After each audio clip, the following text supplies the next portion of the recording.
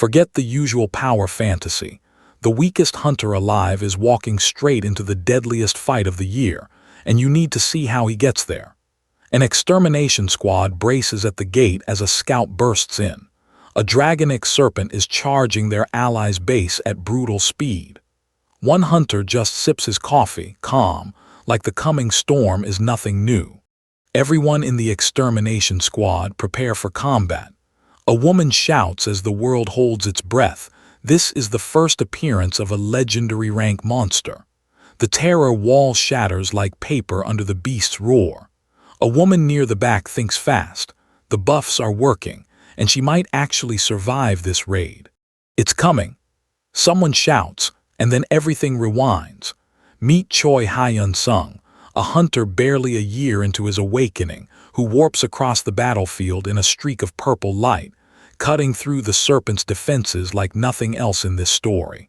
A level 1 player who somehow keeps winning fights he has no business surviving. 10 years ago, dimensional gates tore open across the world, and mana flooded in with them, power for some, sickness for others. Hyun-sung's own father is dying of mana reflux disease, a wasting condition triggered by the surge.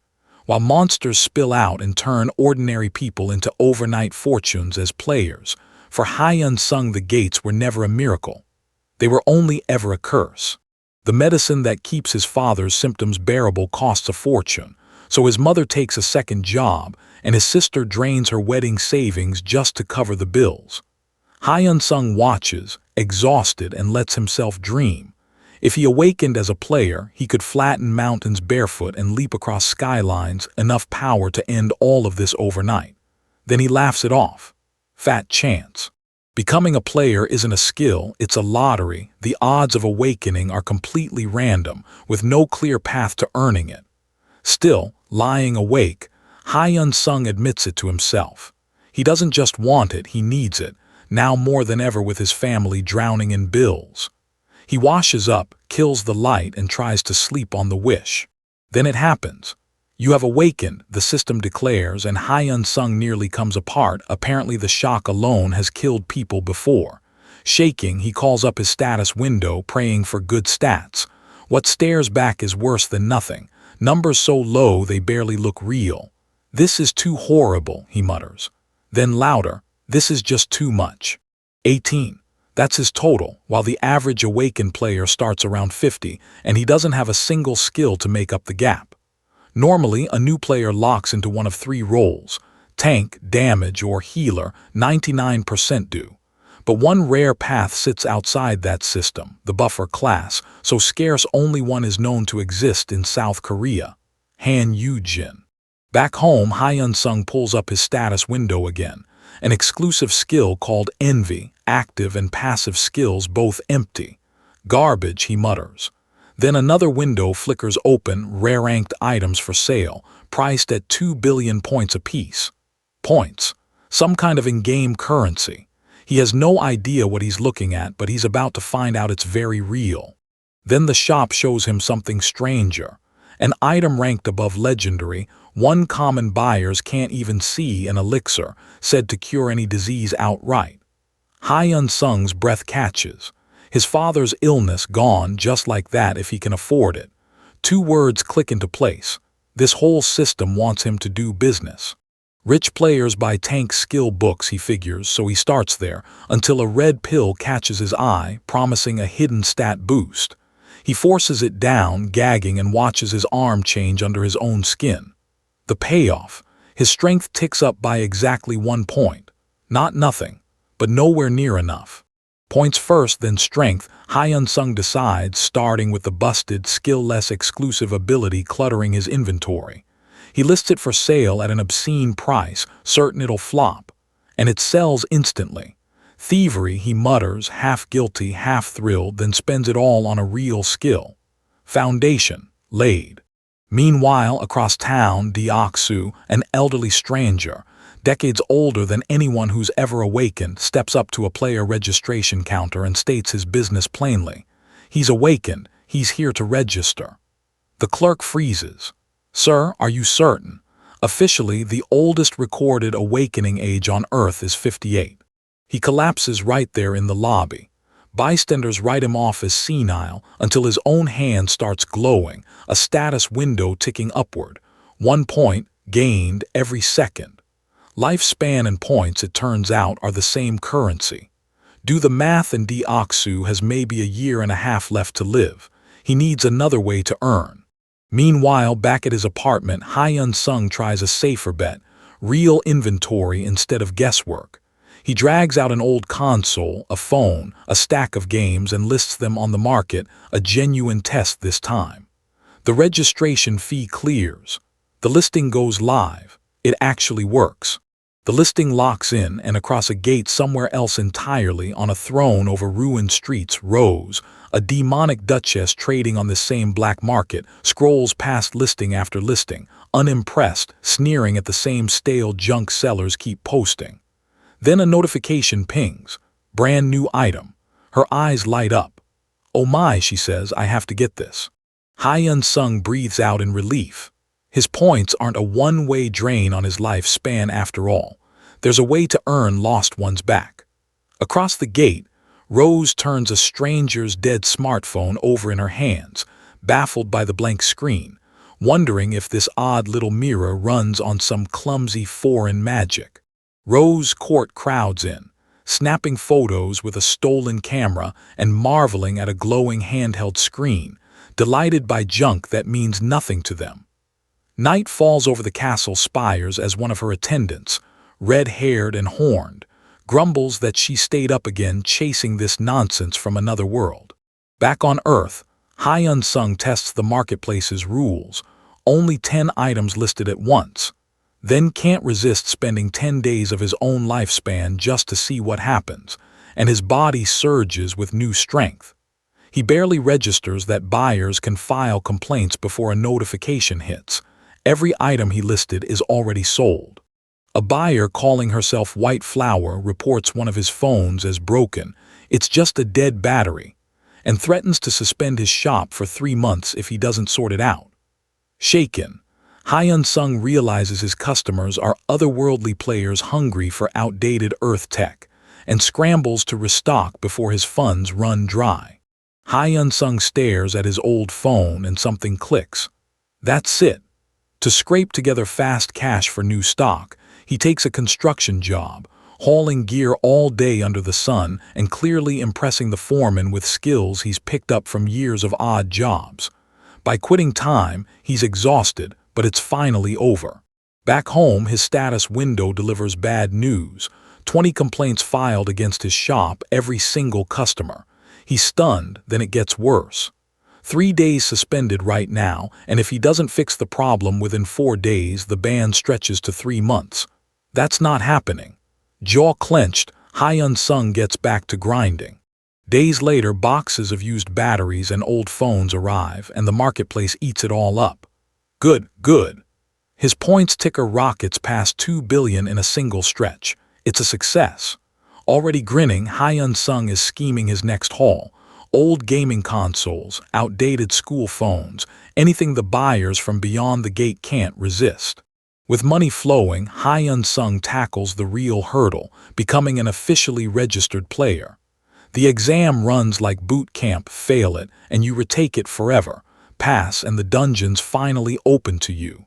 He clears it outright, but the second he does, jealous murmurs start.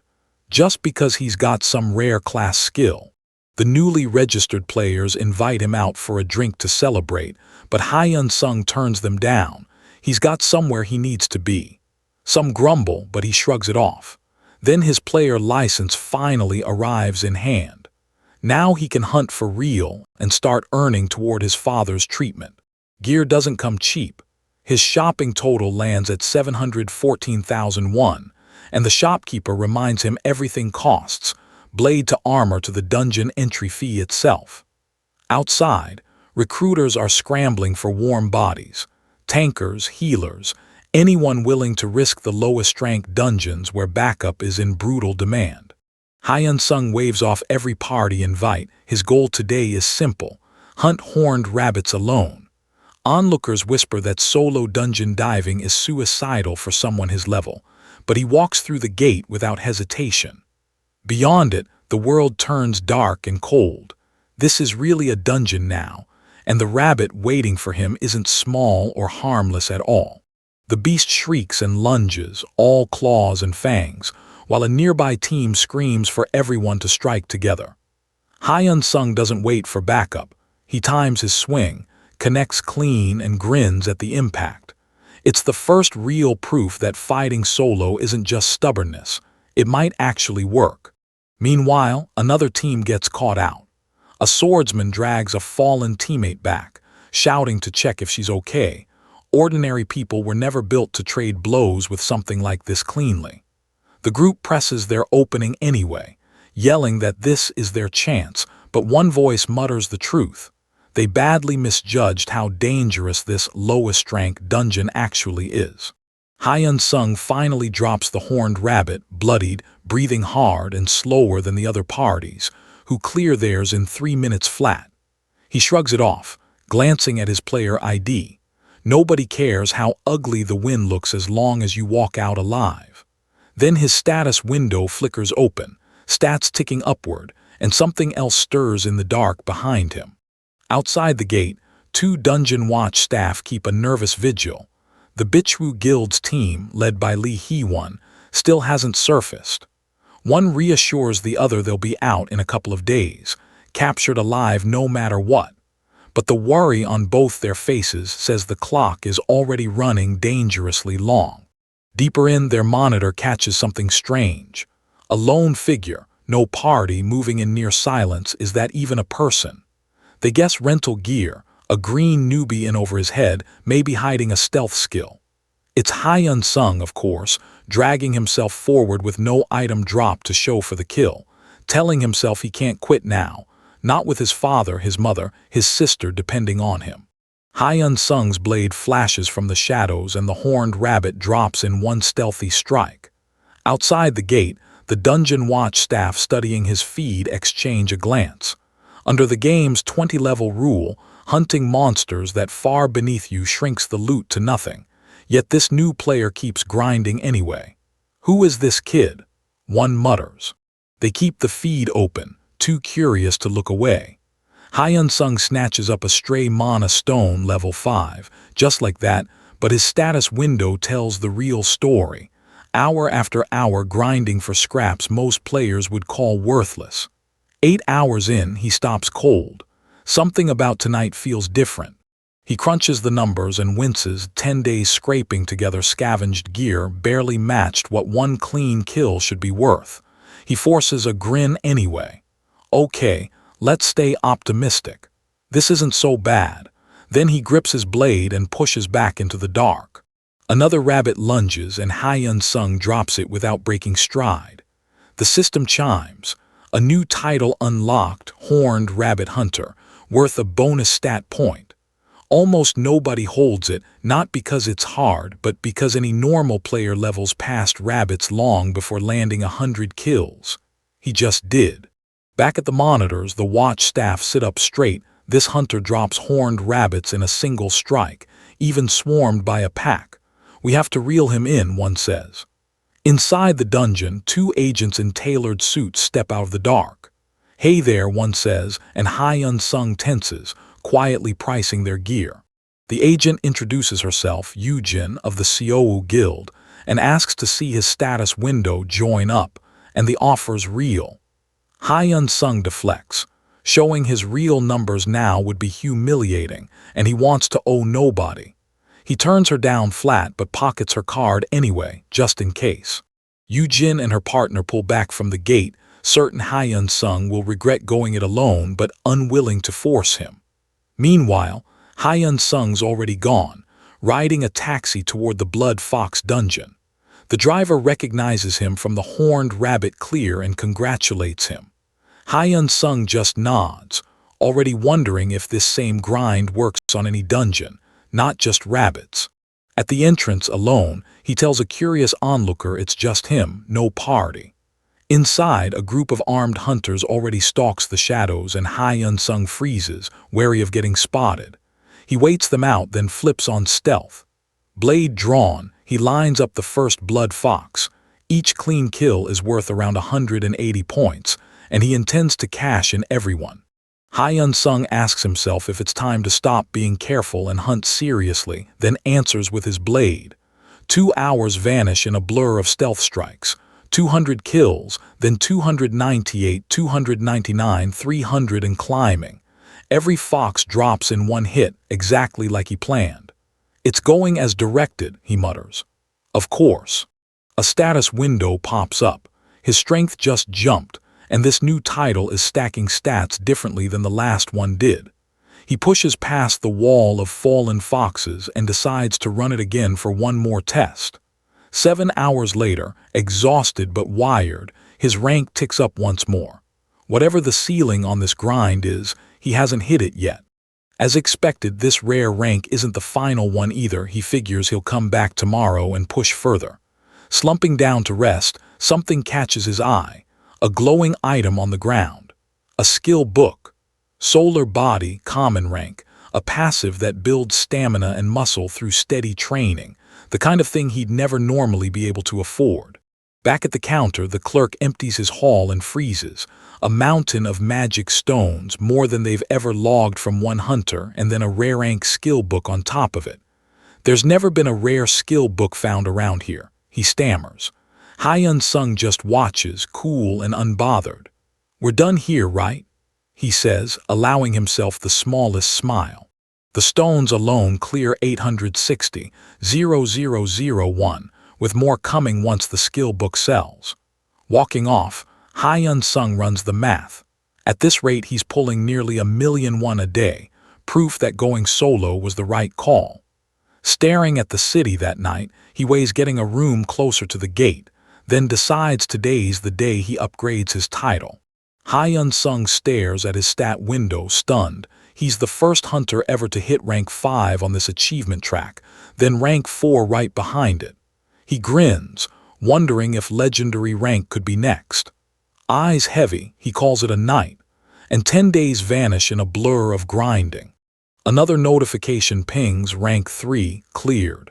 He's drenched in sweat and aching everywhere, half joking that he's dying, but the stat window doesn't lie. He's stronger than he's ever been. He laughs it off, satisfied, already scheming how much more he could have squeezed from this dungeon. His horned rabbit hunter title gets struck off the board, time to chase the next one. He flexes, grinning at how far he's come, then heads out receipt in hand. Today's the day he finally cashes in his haul at the auction house. The payout numbers hit him like a slap. He's stunned at how much he actually banked, kicking himself for underselling stones before this. 10 days in the lowest tier dungeon nearly cleared 1,000,001 on magic stones alone. He vows to grind harder, then remembers he hasn't bought new clothes since his father collapsed. That's about to change. Night falls over a factory as the shift ends and tired workers file out, still smiling. Among them, his mother. She spots him waiting in the dark and freezes, "No way." Her son, taller, older, standing right outside her job. "Of course I came to see you, Mom," Choi Hyun-sung says. She hasn't eaten yet. She's due at her night shift at the restaurant next, mornings and nights back to back. He begs her to take a day off and insists on walking her there himself. Then his tone shifts. He has something to tell her. "I've become a player," he says, holding up his registration. He's here to make her quit both jobs for good. She protests it's dangerous, income isn't guaranteed, but he cuts her off and holds out proof. Her eyes go wide. 1,000,000,001 sitting right in his hands. Choi Hyun-sung presses the money into his mother's hands and lays down the rule. No more overtime, no more double shifts. The debts end tonight. She breaks down, apologizing for the years of struggle, but he stops her cold. She raised him healthy through all of it. Now it's her turn to rest and watch over his father. Days later, she says her goodbyes at the restaurant, walking out early for the first time in years. Back home that night, his older sister Min-seo does a double take when he walks in unannounced.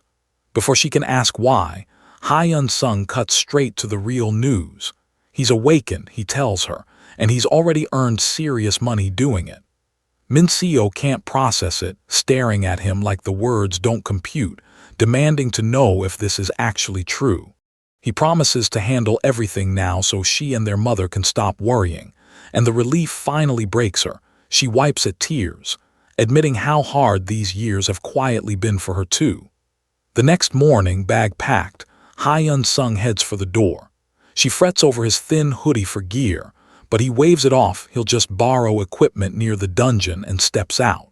Min-seo waits anxiously, wondering if something went wrong down in the dungeon, before Hyun-sung jogs up apologizing for traffic jam. At the hospital, his father lies recovering, and Hyun-sung promises he'll be fully healed soon. 10 days pass. Somewhere else entirely, someone lies collapsed on the ground, groaning, trouble already waiting to be found. Hyun-sung arrives suited in proper gear at a dungeon with a nasty reputation. Bats bigger than the average breed, and no other players in sight, because it's considered too rough for beginners, risky even without backup from a guild or a high-level hunter. Alone, he activates stealth, and the guard on watch does a double take. Nobody hunts this place solo. Red eyes blink awake in the dark as the giant bats sense him. Hyun-sung steadies himself, admitting they're genuinely unsettling, then decides to ease into the fight rather than charge in. He throws up shield, drops stealth to strike, and the bats surge at him all at once, a solid black wave crashing through the cave. He answers with fireball, and the strain shows juggling two skills at once isn't easy, he admits, catching his breath. But for a cave crawling with small, swarming monsters, fire is exactly the right tool. Anything bigger would be overkill for this spell. He hurls it into the dark and the blast tears through the swarm. Hyun-sung keeps hammering the swarm, stacking hit after hit as the system flashes. Keep this pace and a legendary rank is his before time runs out. The bats finally drop. He's already thinking loot when a strange red mist rises off the ground and a black, fanged sword etches itself into existence. He stares. How did that happen? The leftover mana fused straight into a weapon, a rare-rank vampiric sword forged from the fight itself. 1 kill, 2 rewards. If it happened once, it can happen again. Wipe out rare-rank monsters in bulk and the drops should follow. He picks his next target. 1 week later. The fusion doesn't repeat. This haul is just an ordinary rare-rank item, nothing special. Hyun-sung shrugs it off and decides to chase a title in a different dungeon instead. Back home, his mother frets over affording their new neighborhood. He tells her flatly not to worry, he's got it handled. Move-in day. His mother lights up at the huge new apartment, greeting neighbors and posing for a family photo, already planning the next get-together. Then, hard-cut clear sky, guild towers, and an alert blares.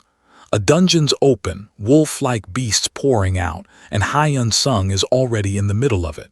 They're faster than he expected, but he cuts through them anyway. The system confirms another rare drop. Afterward, a sharp-eyed woman in a suit approaches and introduces herself. Lee Soo-hee, vice team leader of Seoul Guild's Team 1. She asks for a moment of his time. Hyun-sung recognizes her instantly, the safety agent from before. A week earlier, Seoul Guild's master, Ma Jae-hoon, slams his fist down, demanding answers after reports surface of a nobody hunter clearing Bloodstone Monster Dungeon solo. His aide can't explain it, no known ability fits. Ma Jae-hoon snaps. They need this man in Seoul colors, whatever it costs, and orders his best negotiator sent in. Back in the present, Choi Hyun-sung walks home uneasy. Someone already knows exactly who he is. A sharp-dressed stranger falls into step beside him, dangling a business card and a not-so-subtle warning. Reveal his skills quietly now, or things get messier later. Hyun-sung demands to know how this man found his name and address. The stranger doesn't flinch. He had Hyun-sung tailed, bribes and all. He introduces himself as Jin-sung, scout team leader for the Seoul Guild, and offers a quiet talk over coffee instead of an ambush at Hyun-sung's door. At the cafe, Jin-sung lays out the pitch, a recruitment offer. Hyun-sung isn't interested. Jin-sung smiles through the rejection, needling that Seo sits among Korea's top 3 guilds, and this is generous. Hyun-sung cuts to the number, contract, and salary. Jin-sung stalls. Terms lock in only once Hyun-sung reveals his level and skills first. Then the real hook drops: 10 billion won signing, 1 billion salary.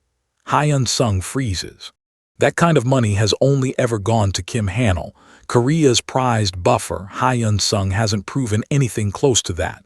He wonders if Seo somehow knows about envy, his true skill, hidden behind a common ranked cover on his official license. They can't know that. So why throw this much at him? Hyun-sung suspects it isn't his hidden skill at all. Seo wouldn't burn this kind of money over one hunter's leftover magic stones unless they smell real expertise behind it. He pushes back anyway, reasoning that showing his status window first only weakens his position, since Jin-sung hasn't promised him anything concrete yet. Hyun-sung tests him: pay the 10 billion up front, then he'll show his status window. Jin-sung balks. The fee only comes after verification. Reading it as a corner play, Hyun-sung walks.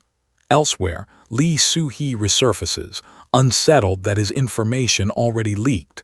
Then her phone rings with a name she doesn't like. Night falls over Hyun-sung's apartment complex when something catches his eye outside. A threatening message flashes on his screen moments before a snarling red creature lunges at him. Across the city, Ma Jae-hoon watches on, and a massive blue-scaled monster stirs, eyes igniting. Seo's compromise just turned into an ambush. Another clear dungeon, another quiet step up the ladder. Hyun-sung pulls up his status window, stats ticking higher with zero fanfare. His next target, the title for solo hunting red-maned wolves. No parade, no guild banner, just grinding into strength nobody's tracking yet, until a fresh monster snarls into view. Meanwhile, deep in a different dungeon, Jin Chansu, a level 71 first-class awakener, no small name among hunters, corners what looks like an easy kill. It turns on him instead. Claws rip through his ward before he can raise it. Bleeding out on the stone, he rasps that it's not too late, that he can still make it, then goes still. Hard cut to a different gate entirely. One that stood open 9 years, only getting more crowded with every year since. Hyun-sung eyes the line of hunters filing in, muttering that this is getting troublesome. Right before a shriek rips through the tunnel and a red-eyed wolf beast comes tearing out of the dark. A stranger's fireball scorches the beast first, but Hyun-sung's already moving. His hidden skill, envy, siphons the spell on contact, and a magic missile blooms from his own palm moments later. Power that was never his to cast anyway, while the wolf beast reels. The system pings. Unusual ability achievement, common rank. His stolen power is draining life faster than expected. This blood-sucking trick is pretty solid, he admits, almost impressed with himself. Fight over, loot claimed, he doesn't linger. That's this place cleared, he says, already walking toward the next gate. At the next dungeon, a scream cuts through the crowd. A knight goes down hard under a monster's swing, a whole party scrambling just to hold the line. Hyun-sung sizes up the mess, laughs it off, and decides to try a different dungeon entirely. Wrong call, something slams into him from behind before he can take a step. A hunter nearby freezes. What is this monster? Hyun-sung has no answer either, pinned under a black wolf beast baring its teeth in the dark, the same breed that tore through Jin Chansu not long ago. He grits out a curse, scrambling for footing as the thing looms closer. This one's dangerous. Hyun-sung unleashes fireball triple blaze point blank on the black wolf beast, but the flames barely score its hide. It's the same breed that gutted Jin Chansu, and it's already shrugging off top-tier magic. He melts into stealth to reset. The wolf's head snaps toward him anyway. Stealth isn't fooling this thing. He grits out a curse and slams it with a stun to buy 1 desperate second. 2 more fireballs rock the beast, but Hyun-sung's mana is bleeding out fast. He turns and runs, lungs burning until the pain finally drops him to the ground. He hasn't been hit. He's just alive, gasping, tallying the damage. Whatever this thing is, it's tougher than any gear built to handle it. No other answer, Hyun-sung decides, even if it costs him. He digs out a rare elixir one this run and drinks it down. Every stat surges at once, his total rocketing to 849. Reloaded, he slings fresh fire at the wolf and taunts it. Chase him one more round and see if it actually catches him. He keeps pounding the wolf with fire, sure he's grinding it down, then he sees the wound. It's already closing. Excellent regeneration on top of shrugging off flame damage outright. His signature spell was never going to be enough to actually finish this thing. Damn it, he spits out of good options. Fire's a losing bet against this thing, so Hyun-sung yanks open his skill shop mid-fight. One option costs nearly all 300,000 points he saved. He gambles anyway. Let's buy it and see. The wolf roars and charges as he raises his hand, praying, "Please work." The new spell rips loose a fire spear and slams straight into the wolf. It worked. He shouts. The beast roars back, hurt but still on its feet. Hyun-sung locks eyes on it. Good, one more. Another spear gathers in his palm as the wolf bares its fangs for round 2. The wolf lunges for the kill. Hyun-sung meets it head-on, spear crashing into claws in a blinding burst. I can defeat it, he tells himself. Then his status window flashes red. Mana down to 4%, HP untouched, vitality fine. If he can just stall until his mana climbs back, he wins. The wolf comes screaming back in. Meanwhile, a different search team rushes in and freezes at the wreckage. Blood, craters, drag marks scrape through the dirt. Tempers flare over whether to push deeper for the missing players, until the argument gets cut short.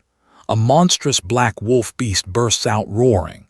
One hunter recognizes the horror instantly. It heals through every wound, just like the Hydra of legend.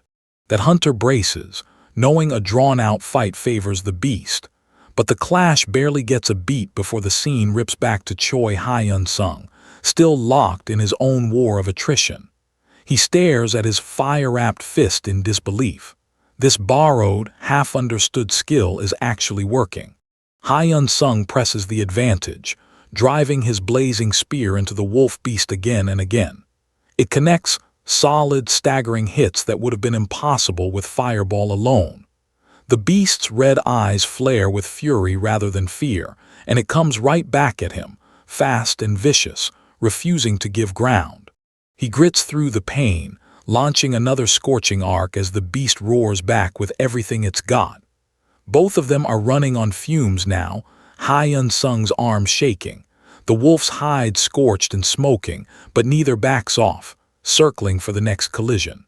The exchange turns brutal, spear and claw trading blow for blow, until Hyun-sung finally drives one hit clean through with a scream of effort. He staggers back, gasping, almost daring to believe it might actually be over. It isn't. The wound knits shut in seconds, and Hyun-sung's stomach drops. This thing simply will not stay down. With his mana scraping the very bottom of the tank, he stops holding anything back and pours every last drop into one final strike. The fire spear detonates full force, punching clean through the beast's hide in a blast of orange light. The wolf's legs buckle, its massive body crashing down and finally staying there.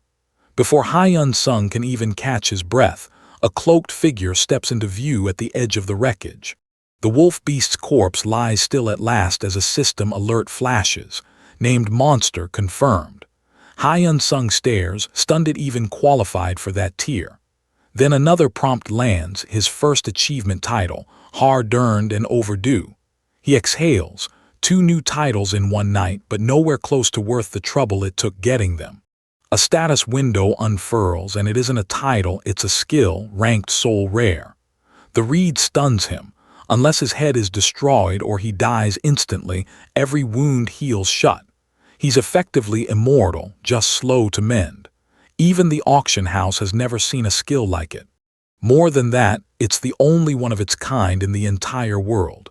The system offers to let him rename it on the spot, but his hand won't stop shaking. his vitality draining fast from the fight. He decides he's already pushed his luck enough for one night.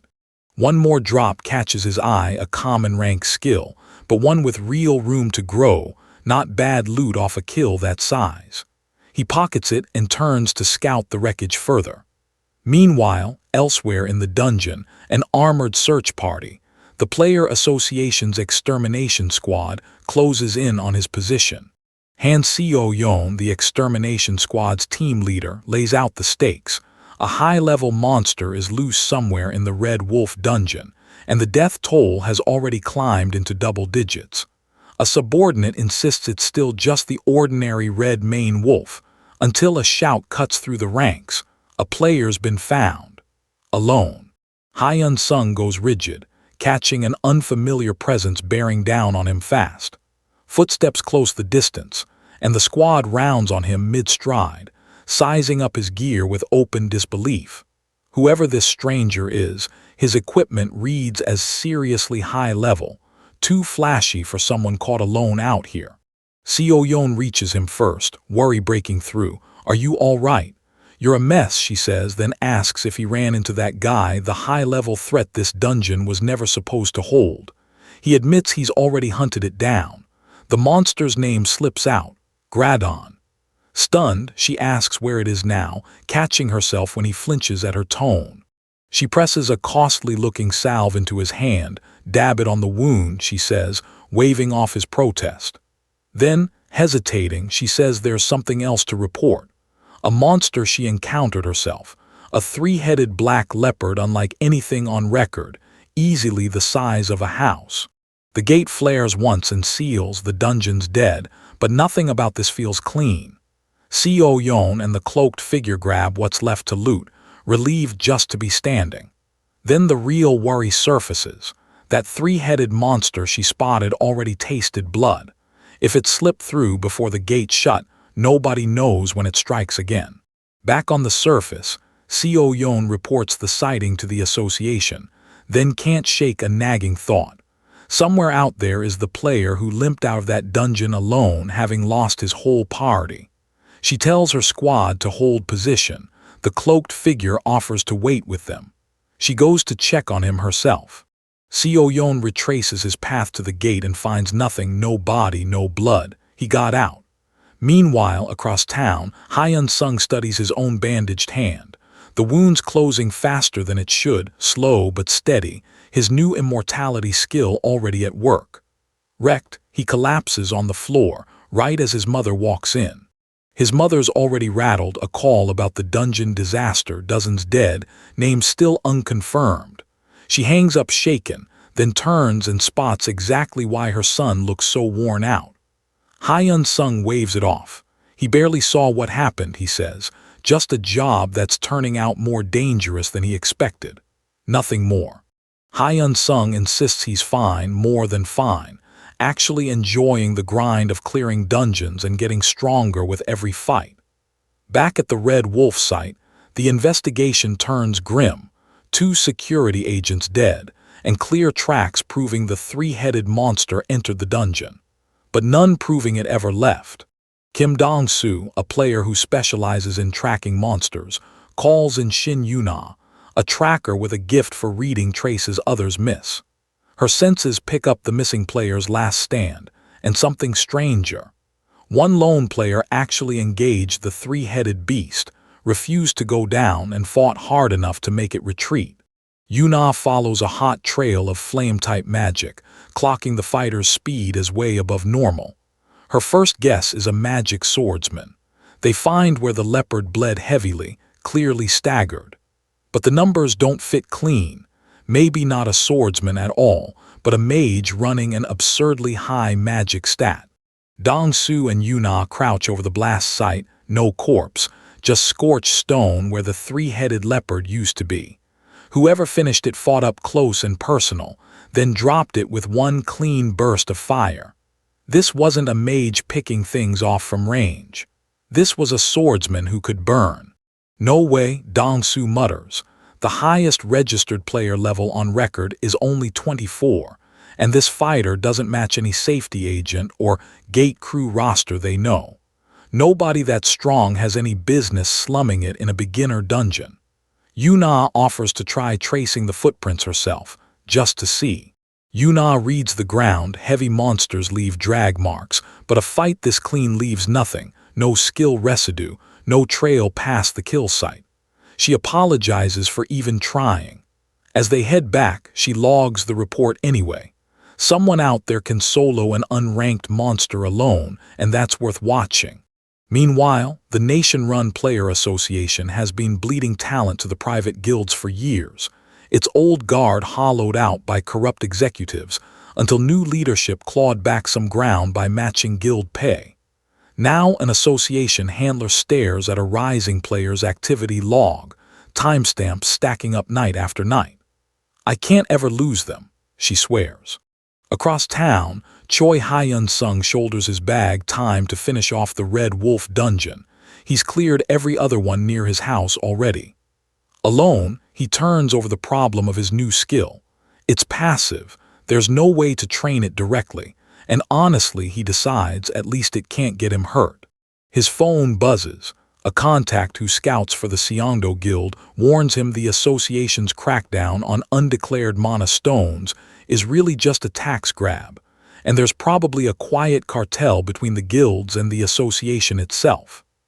Hyun-sung starts digging online for a way to hide his stone count, and finds one, pricey, but necessary. The system flags something huge. A world-first passive skill proposal drops in front of Hyun-sung, and he does not hesitate. Of course, he is learning it. He conjures a swirling violet orb, and a hidden storage space blinks open before him, roughly the size of the cramped dorm room he grew up in. Not bad at all. He heads out to hunt at last, flashing a badge at the gate and slipping past a masked player grumbling about all the imposters lately posing as players. Should be fine, he figures, until a staffer at the entrance office stops him cold. "You are Mr. Choi Hyun-sung, right?" Fire flashes, another kill turns to stone, and the fingerprint scan clears him straight into the dungeon. Loot rains down as blue shards, and his new storage skill swallows a handful of mana stones before he turns in the rest, hiding his real haul, exactly like his contact warned he would need to. Elsewhere, Ma Jae-hoon, a Seonwoo Guild support team leader, has already started digging into the newbie. At the Seonwoo Guild, an executive flags a target worth winning over. Vice Guild Master Jeong Seonwoo hears the pitch. Barely 2 months since awakening, alone in a level 15 to 20 dungeon, maybe the first ever to break past level 20. The ask is a staggering 100 billion won, and the real snag is that Hyun-sung will not show his status panel until the contract is locked in. Seonwoo's team already lost a promising recruit the same clumsy way, and he will not repeat it. Pay the fee, he decides. If the guy turns out weak, they can claw the money back later. He orders Jae-hoon to approach Hyun-sung personally and wire the full 100 billion the moment he signs. Alone, Jae-hoon dreams of the guild leader's chair. Elsewhere, Hyun-sung closes a deal of his own, confirming a purchase that will finally shield his mana stone stash from the guild cartel's prying eyes. Relief settles in.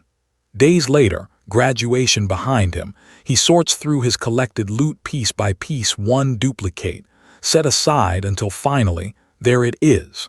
Found it. There is a passive skill book so common that ordinary players learn it without a second thought.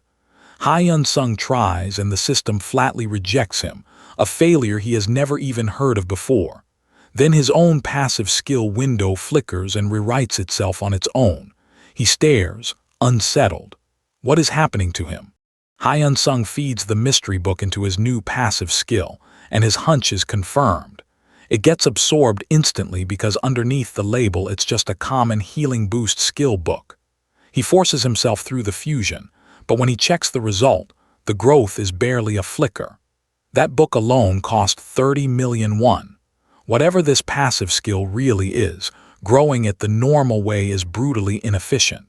Walking the street later, an unknown number lights up his phone. It's Jae-hoon, the Seonwoo Guild's team leader, calling personally. Hyun-sung's ready to hang up until Jae-hoon says the guild is accepting his full asking price. 100 billion won, no argument. Floored but wary, Hyun-sung refuses to rush. He's mid-hunt, and before he signs anything, he wants the contract in writing first. Past midnight, Hyun-sung finally opens the file, and the deal looks almost too generous until he hits the fine print. Buried inside, a clause letting the guild terminate him on its judgment alone, plus a penalty demanding 10 times the payment back if they call it his fault. Furious at the trap, he calls Jae-hoon back to strip the predatory clauses out before he'll sign a thing. Jae-hoon circles back about the down payment, but Hyun-sung isn't done pushing. The number on the table still isn't enough, and he says so flat out. Jae-hoon stalls, insisting even a guild as big as Seonwoo can't just conjure that kind of cash overnight. Then Hyun-sung throws out a completely different offer, and the shock on the other end of the line is instant. Is he serious? Back at the guild, a colleague presses Jae-hoon on how the call went, then flags something off in Hyun-sung's terms, details that don't quite add up, like he's hiding exactly how strong he really is. Undeterred, Jae-hoon rings Hyun-sung back to settle the down payment, and this time, Hyun-sung throws him a curveball. Let's just meet in person right now. Jae-hoon calls back and the haggling turns fierce, numbers flying, 70% here, 100 billion there, until they finally lock the down payment. The transaction completes. Hyun-sung stares at his phone, half convinced it's about to die from the stress of the call alone. Meanwhile, unease spreads through the guild ranks. Rival trackers keep vanishing, their gear gone without a trace, and whispers of foul play follow. A colleague presses her superior. Is he really sure this isn't getting out of hand? Back at the guild, Jae-hoon simmers. The leaked contract chaos has already cost him hunters, most bolting straight to a rival crew, and he needs to track down his mystery negotiator fast. Meanwhile, Hyun-sung keeps grinding solo, his hunting points quietly stacking into real money.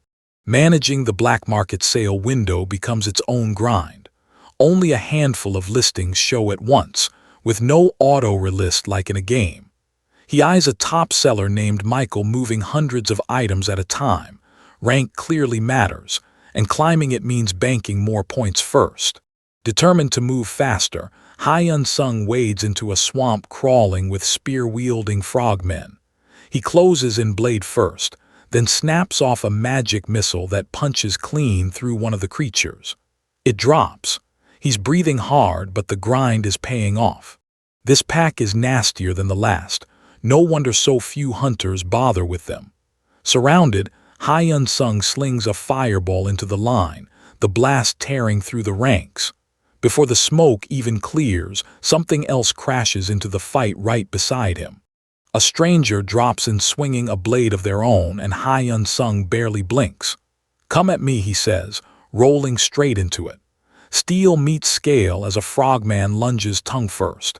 He pivots and cuts it down clean, barely breaking his stride. Hyun-sung wipes down from another clean kill and checks his phone, sold out again, every last battery gone in an instant. Then a notice stops him cold. A complaint, filed the second the sale cleared, wording identical to the last one. This isn't a picky customer. Someone is buying him out on purpose, then trashing his rating to bury him. The complaint names the buyer, someone going by Crow. Hyun-sung stares, then his mouth curls into a grin. The guy bought every battery himself and is now filing a complaint to tank his rating and force a shutdown. Fine. If this is round one, Hyun-sung isn't folding. Cut to Crow, the self-declared ruler of the planet he hunts, seated on a throne inside a tower built from conquered ground. He didn't win that crown swinging a sword. He won it hoarding unique skills, buying up every rare drop harder-working hunters scrape together through grinding, elixirs, and skill books. Crow lays out his playbook. Scout a seller's best items, buy them all out, then file a complaint to freeze their store for 3 months straight. No income, no options, sellers fold and hand over their goods at his exact price. Wait it out, and he runs the whole scheme again, tightening his grip one victim at a time. Back with Choi Hyun-sung, his shelves are empty again, so he just walks into a store and restocks batteries by hand, keeping his listings alive before Crow's squeeze can land. Across town, Crow notices other sellers copying his own complaint trick and cutting into his edge.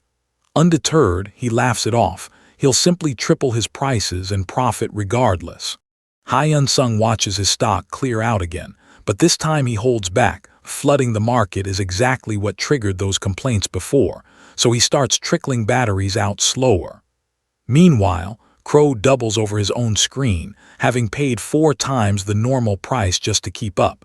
It nearly brought him to tears. He refuses to fold first. Then something new on the market stops him cold. Crow explodes. A seller has next-gen battery boosters listed, over 70 of them, and buying the whole lot would cost him 2.1 billion points. What if the guy just restocks and sells them right back to him? With no guarantee this ends the war, the real problem is he still can't find this seller's ceiling. Fuming, he decides to just cut him loose. Back at his own screen, a notice pings. The sale's been completed. Choi Hyun-sung leans over the railing, no new complaints waiting for him. Looks like he gave up, he thinks. Then he catches on. Ordinary customers, not just his rival, have been snapping up his batteries too. He unloaded his stock faster than expected, all because of the bidding war Crow started. Who's buying from you now? With demand for gaming gear finally cooling, Choi Hyun-sung decides it's time to branch out. He'll start selling those products too, eyeing a used high-end home appliance shop as his next move. Elsewhere, Crow scrolls a storefront of arcade consoles and game packs, unsure how good they even are. If the rich are buying them, he figures, they must be worth it. The next day, Choi Hyun-sung checks his numbers and freezes. His accumulated points have exploded to 1 trillion. Why did the difficulty jump this hard, this fast? He realizes the road ahead just got a lot longer. Scanning the listings, he spots the catch. Prices only make sense for buyers ranked hero or higher. Something else in this market, he suspects, just spiked hard. The reviews explain it. A buyer named Bardock, apparently loaded, has been snapping up everything in sight, leaving sharp, exacting feedback behind him. Choi Hyun-sung considers selling the magic stone-linked gear that lasts for years, but it's priced far out of reach here. He shrugs it off.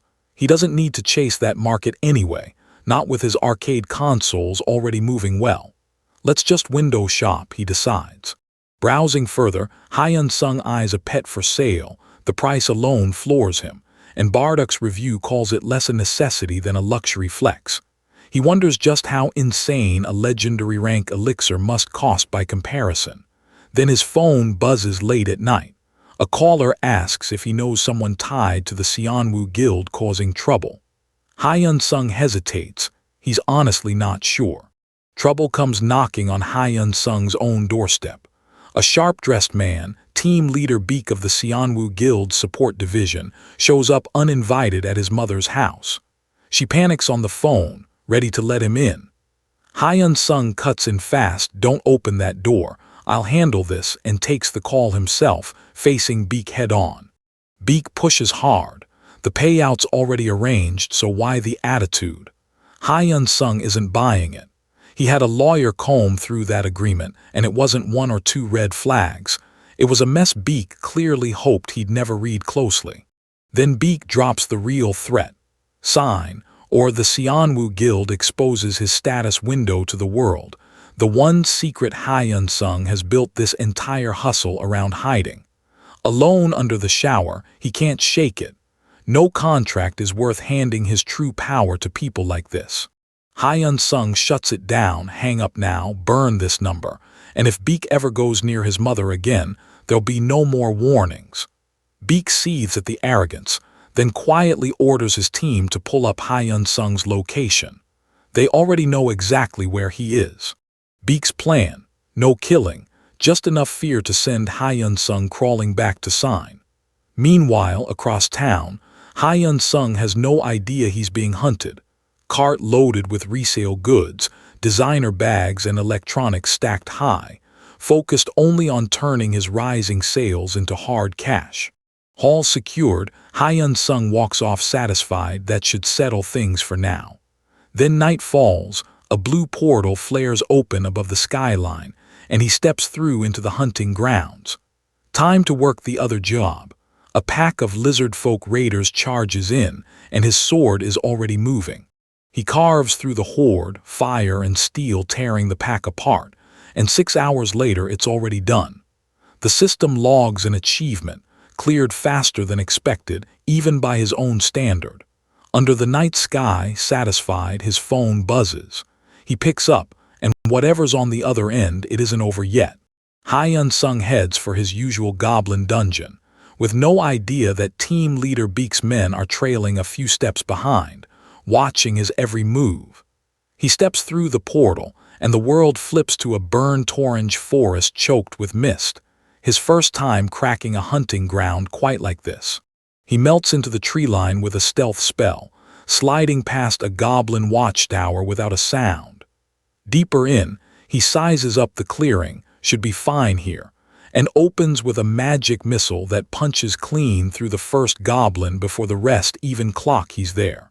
A fireball rips across the clearing next, and goblins go up in flame and panic. But these ones learn fast, they scatter, regroup, come at him with real tactics. Hyun-sung doesn't flinch, cutting down wave after wave until the clearing finally goes quiet around him. One goblin chief gets a swing in with real weight behind it, and his cape eats the hit clean, barely rippling. Turns out that cloak's tougher than it looks. With the rest of the pack breaking, Hyun-sung moves in to mop up the stragglers himself. He drops the last goblin and calls it's over. Except it isn't. A blade comes whipping in from somewhere off in the trees, and it didn't come from any goblin. Hyun-sung spins toward the tree line, tensing. Something or someone else is out here with him. Out steps the answer. Beak's own support team, the same men sent to track him down.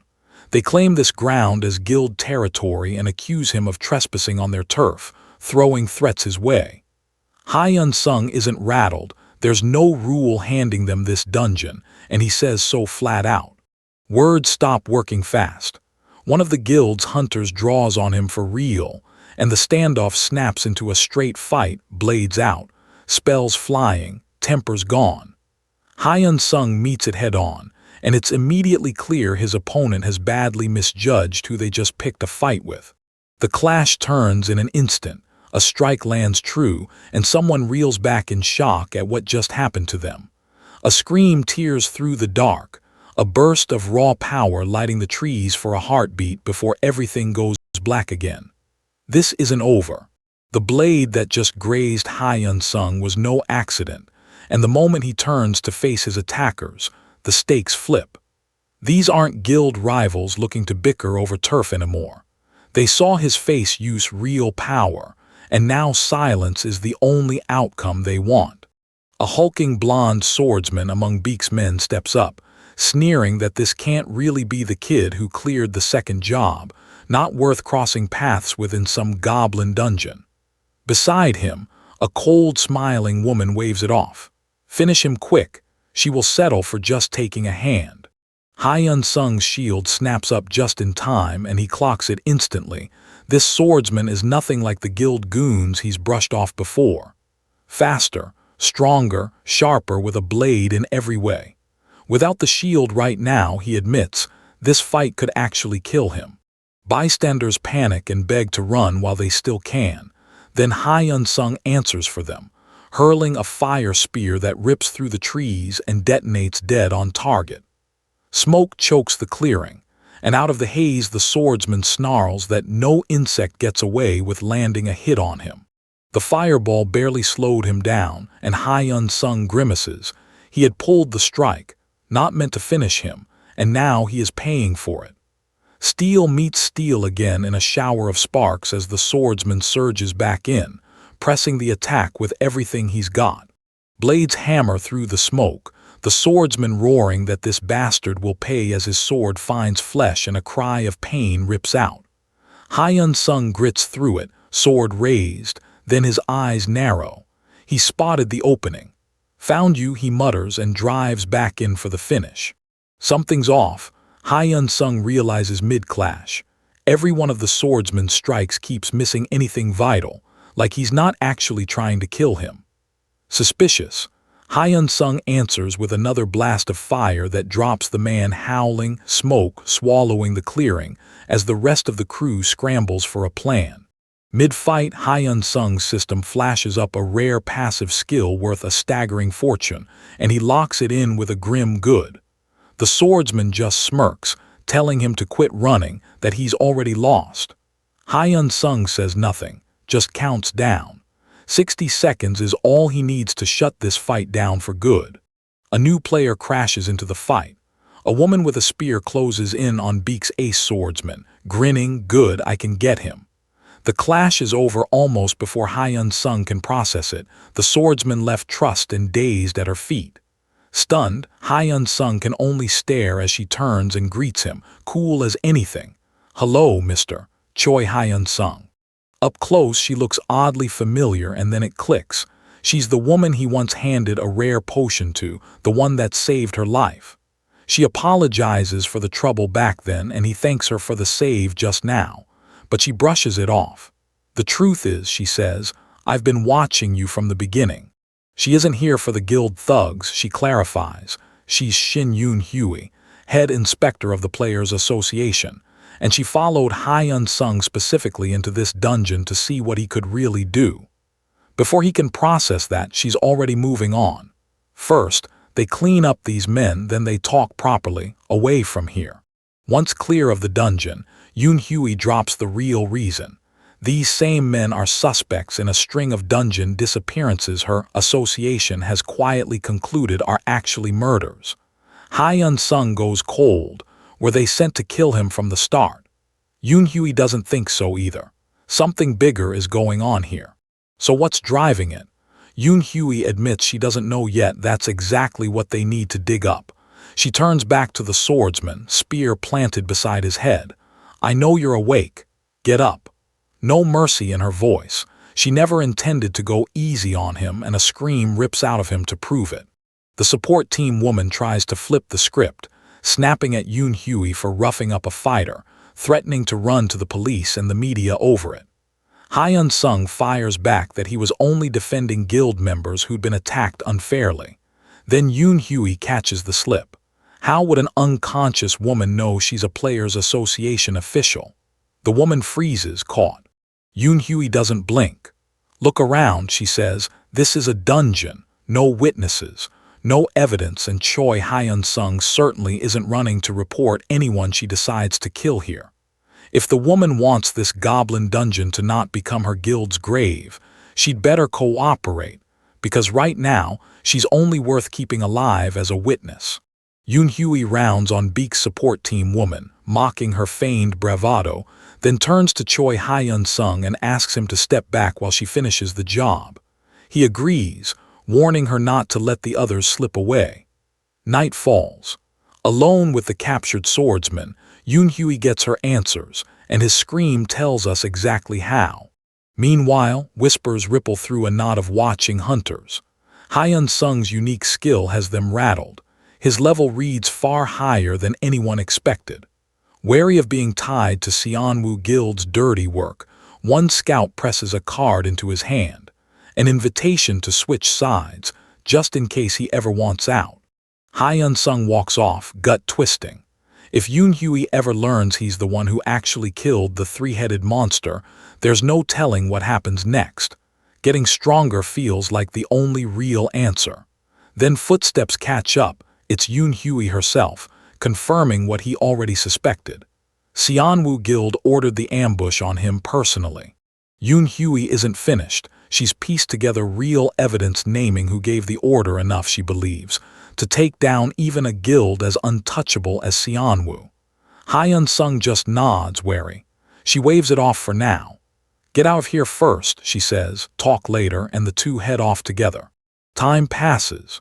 Yoon-hui tracks Hyun-sung down on a city street and asks for a moment of his time, official business, this time inside an interview room. She cuts straight to it. She's here about the three-headed monster.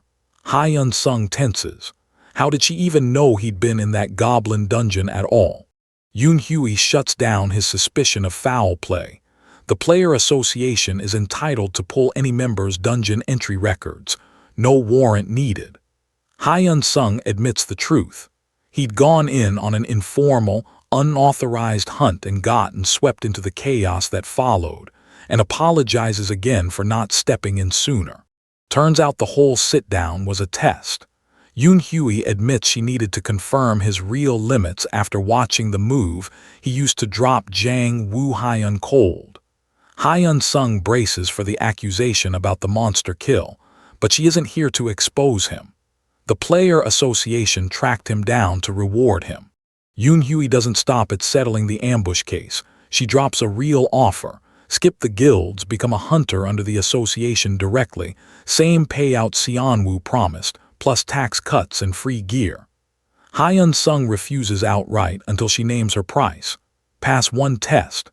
That test is an inquisitor's truth skill lie, and the falsehood glows red off his body. Hyun-sung sees where this is going. No one clears 3 months from 0, and she isn't hiding that this is about the level 20 rule he broke. She admits it, and says she'd want him regardless. Growth like his is worth 100 billion with bigger guilds circling. He talks it over with his mother, then returns with an answer.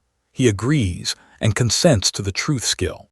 A truth agreement prompt flashes up, accept it, and the skill binds him to honesty.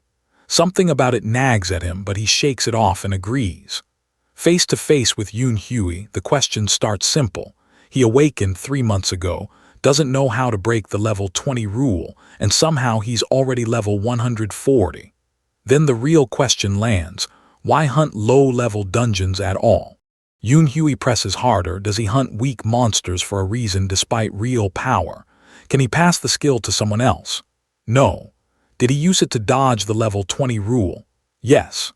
The truth skill runs dry right after, and instead of pushing further, she admits she'd already guessed he was hiding a unique skill, then lets slip that she has one too, though she won't say what it does.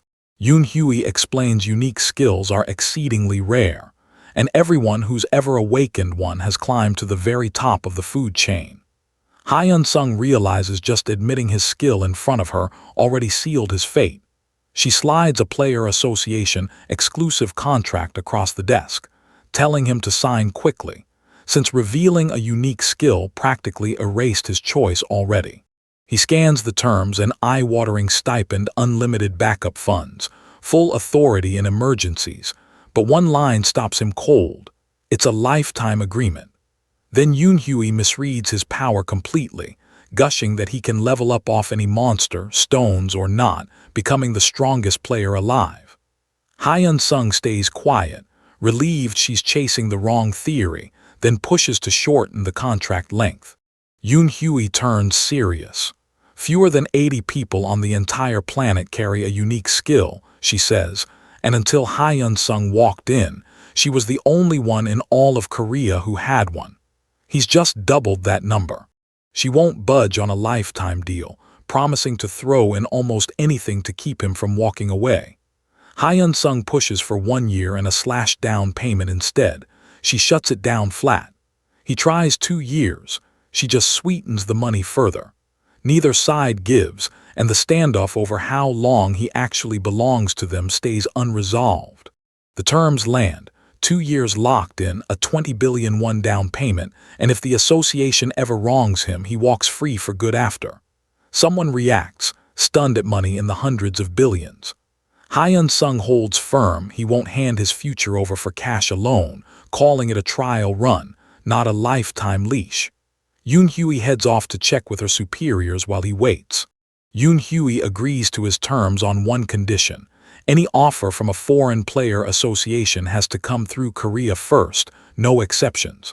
Hyun-sung doesn't hesitate. Deal. The contract lands on his phone in seconds. I hope we get along, Yoon-Hui says, with a smile that doesn't quite reach warm. They shake on it, temporary. Hyun-sung insists. With the agreement signed, Yoon-Hui says it's time to upgrade his gear. His sword and cape are already rare rank, but the rest is rented junk. The next morning, she opens the association's private armory, and Hyun-sung's jaw drops. This place is stocked with everything. Hyun-sung hesitates. Is he even cleared to touch gear this high grade? Item access is normally locked to a hunter's job rank. Yoon-hui explains, but working directly under her makes him an exception. He grabs a plain pair of sneakers off the rack. The stats ping back solid, lighter and tougher than they look. Good enough. Coffee in hand, gear finally his own, it hits him. This is real now. Yoon-hui lays out his assignment. The inspection team, handling accidents and disputes between players in the dungeons, since the association has no dedicated unit for it. Missions will scale to his actual level, she promises, and she's his direct supervisor. Before they move on, Hyun-sung raises the guild that once tried to swindle him. Its account details and sale records are already in Yoon-hui's hands, ready to make an example of them. She half expects him to want blood. Instead, he shrugs it off, saying chasing revenge isn't his style. Yoon-hui doesn't look reassured by that. Next, emergency standby. Yoon-hui assigns his missions to whichever branch sits nearest wherever he's hunting, hands him a separate lodging card, and tells him to keep the special treatment quiet. The rest of the association would riot if they knew. Officially, it'll just look like his location keeps changing.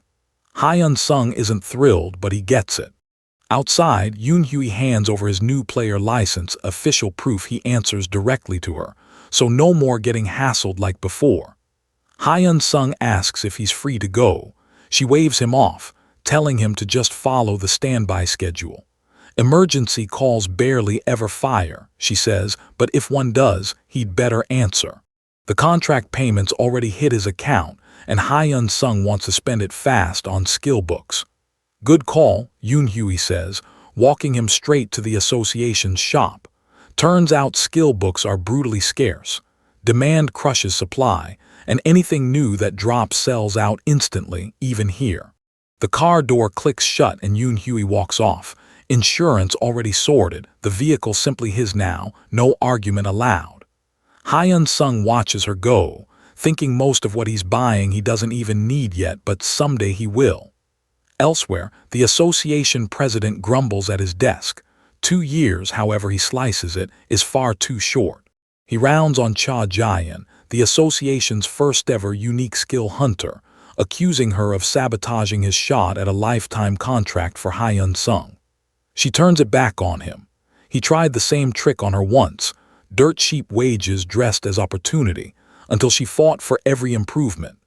If she hadn't objected now too, she snaps, Hyun-sung would already be signed away for life. He calls her a villain outright. She insists it's all for their country, nothing personal.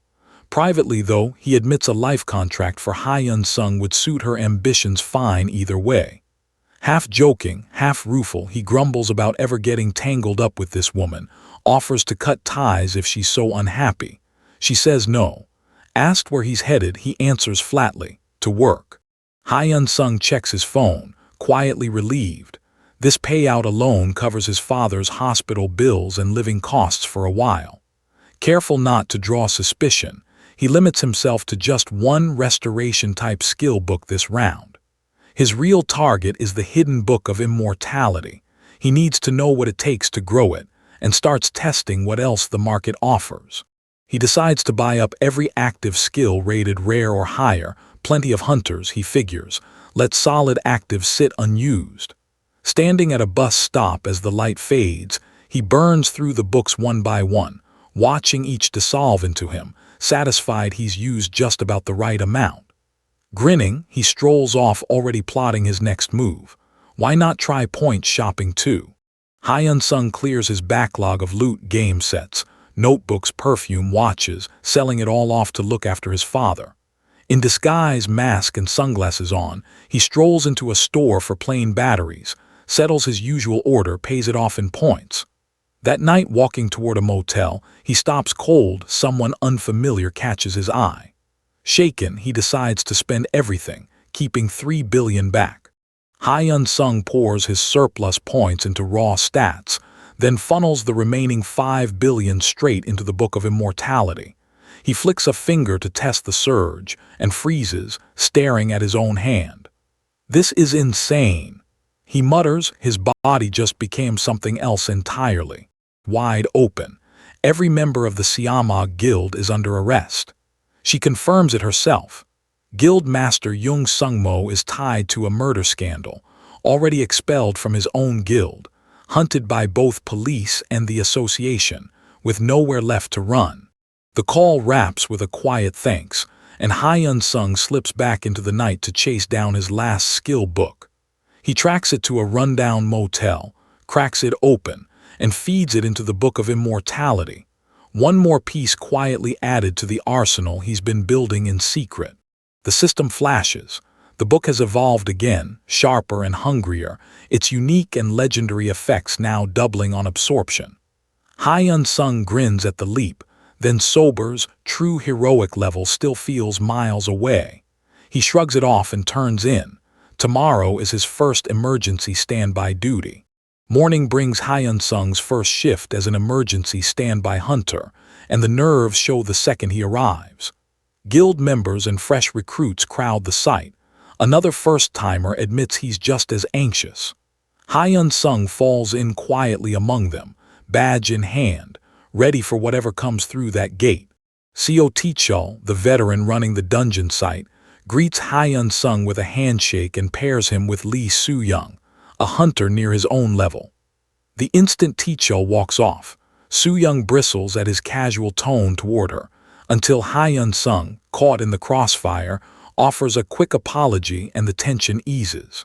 The awkwardness breaks fast. Soo-young admits she's actually 27, not the teenager she looks like, and Choi Hyun-sung's clumsy comment gets waved off with a laugh. Tae-chul cuts to business. Once the dispatch call comes in, Choi Hyun-sung rides with her. She's the only hunter cleared for anything level 100 and under. His status window still reads level 1, no class, the perfect disguise. Tae-chul shows him his bunk, his to use whenever he's off duty. Choi Hyun-sung crashes hard, waking to a blazing sunset and half-joking he could just live here, when a knock cuts the moment short. Soo-young's already moving, and Choi Hyun-sung falls in behind her. In the car, she lays out the job, a monster stronger than its dungeon should allow. A werewolf, level 70, has surfaced inside what should be a level 40 dungeon. A 30-level jump nobody's died to yet, but their luck won't hold forever. She explains the real danger. Once hunters hit level 50, they graduate out of low-level dungeons, leaving beginners without backup right when monsters start overperforming. Protected too long, those hunters freeze when help isn't there. Choi Hyun-sung notes the hazard pay works in their favor as their car rolls up on the dungeon site. Then Soo-young warns him not to be shocked, and her whole body ripples. Fur spreads down her arms, claws extend, ears sharpen into points. She's no ordinary hunter, a snow leopard shifter, and a fast one. Choi Hyun-sung barely gets a word out before she's already telling him to keep up or get left behind. She's gone in a blink, and Choi Hyun-sung has to sprint just to keep her in sight. Her nose picks up the werewolf's trail like a bloodhound's, sharp or even, and a howl rips through the trees. She closes the gap in an instant, and the fight that follows leaves Choi Hyun-sung staring, genuinely stunned. With the werewolf down, Soo-young shrugs off the kill like it's nothing, more interested in bragging about her expensive armor. They start heading back until she stops cold. That werewolf, right before it died, called for backup, and out of the tree line more shapes are already closing in. A whole pack of them lie waiting, snarling in the dark. Choi Hyun-sung asks if this is normal. Soo-young admits it happens, not often, but sometimes. When it does, the dungeon itself changes name and level on the fly, and right now a fresh wave of wolves is pouring down the road straight at them. Soo-young calls it, deal with the horde now, file the report later. She launches in her leopard form, dark energy crackling off her claws, and drops one wolf snarling to the ground. But before it even hits the dirt, a chilling howl rips through the trees. More shapes are already closing in. A werewolf king steps out of the pack, the true source of this anomaly. Soo-young claims it without a second thought. Hyun-sung, Choi Hyun-sung, the low-stat hunter secretly overpowered near level 140, sizes it up as a level 100 to 110 threat, nothing she can't handle, though the tension in the air says otherwise. Soo-young carves through wolf after wolf, sure the fight is winding down. But the pack keeps coming, snarling bodies pouring out of the dark tree line faster than she can drop them. Even Hyun-sung starts to wonder, watching from a distance, if this swarm has any end at all. Hyun-sung whistles low at the one-sided carnage, half tempted to jump in and help. Before he can move, something massive lunges out of the darkness straight at him, roaring point blank in his face. The wrongness pulsing off it stops him cold. This isn't just another wolf. The beast charges, but Hyun-sung's already got it covered, blasting it with a fire missile that swallows it in flame. His relief lasts about a second. Soo-young reels back coughing blood, gutted mid-fight, and crumples to the ground right in front of him. Hyun-sung's blood runs cold as he catches her before she hits the ground. This dungeon just stopped being a routine standby shift, and whatever gutted a snow leopard shifter, this badly is still out there in the dark. Hyun-sung's mind flashes with a hard truth. He could have ended this fight from the first second. He was only waiting to see how far Soo-young could carry it before stepping in himself. The werewolf king catches him watching and snarls, "Did you send your lackeys to stall me?" Then it lunges, jaws wide, straight for him. Hyun-sung ducks under the strike and lashes back with his knife, weaving through the trees as the king recovers faster than something its size should. He plants his feet, eyes locked on it, bracing as the beast bares its fangs just inches away. The king throws its head back and howls again, and the forest answers. A second wave of wolves pours out of the dark, closing in around Hyun-sung as he shields the wounded Soo-young. "What the hell?" he mutters. But a beat later, the panic on his face shifts into something else. This chaos is the perfect cover. Hyun-sung's hand ignites. "I'll get you one by one," he growls, and finally lets loose everything he's been hiding: fire missile, ice missile, fireball, fire spear. A storm of spells tearing into the wolf pack all at once. Streaks of fire and ice rip through the wolves and slam head-on into the king's own attack in a blinding clash. Hyun-sung walks out of the wreckage unbothered, knife in hand, a confident grin creeping in. "I won't even need to use any potions," he says. The king barely twists clear of his next strike. He's stronger than the average hunter, it realizes, wary now. Hyun-sung isn't done. "Let's see if you can dodge this one too," he says, and slams down a rare skill, ice wall, sealing off the beast's escape. The werewolf king roars in fury as the frozen wall closes in, thrashing against it with everything it has. Too late, Hyun-sung says flatly, unmoved, as another volley of fire and light rockets straight toward the trapped beast. The barrage slams home and the werewolf king detonates in a final burst of light, its howl cutting off for good. In the sudden quiet, Hyun-sung's eyes narrow. Something else is stirring in the dark tree line, a shape rippling out of the shadows, and this fight might not be over yet. Hyun-sung crouches over the werewolf king's remains and pulls its prize. The heart of the werewolf king, a rare rank relic that lets him transform like the beast itself for a burst of raw power. But the system flags the cost his appearance could change forever. He weighs it, decides it's not worth the gamble, and discards it. Back at the hospital, Soo-young rests easy, her wounds already closed, though the doctors hold her overnight as a precaution. Hyun-sung checks in quietly. She thanks him. It would have been a disaster tonight if he hadn't been there. The next day, Hyun-sung shrugs off his new spot on the emergency standby team like it's nothing and heads back to work. At the training grounds, a striking hunter with pale hair, Choi Hyun, stops him with a sudden bow. She thanks him for saving her. He's caught completely off guard. Over coffee, a fellow hunter compares notes hunting solo, then reporting straight to standby duty, same as Hyun-sung. Impressed by his rare gear, the guy assumes he's rich. Hyun-sung laughs it off. His father's hospitalized and his family's been grinding for years just to cover the bills. No silver spoon here, just a quiet order from higher-ups to watch out for him. Hyun-sung mentions almost in passing that Shin Yu-na, the captain who personally scouted him for the player association, has been keeping an eye on him, and his co-worker's jaw drops at the name. Across the room, Jaehyun watches with a narrowed, unreadable look. As night falls, Hyun-sung heads off to turn in his materials. Jaehyun catches him alone and bows she's sorry, she says, for misjudging him. Confused, Hyun-sung asks why. She admits an executive's reckless son once threw her crew into danger and walked away unpunished while they took the blame instead. Ever since, she's tried to control every dispatch herself. Hyun-sung tells her it's all right, he gets it. Hyun-sung can't shake his curiosity about Soo-young's power, so he just asks her outright. Lee Soo-young lights up and agrees without a moment's hesitation. Watching her answer so freely, so openly, he can't help but think.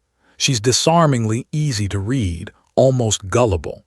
He warns her the questions about her skills specifically.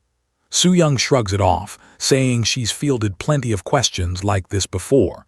Then she lays it out plain. Her power is transformation. She can turn herself into a snow leopard at will. In beast form, her strength, agility, and stamina all spike, letting her tank hits or deal damage as needed. The catch: her mana and mental stats stay weak, leaving her exposed to magic. Hyun-sung listens, then decides silently he doesn't owe her his own secrets.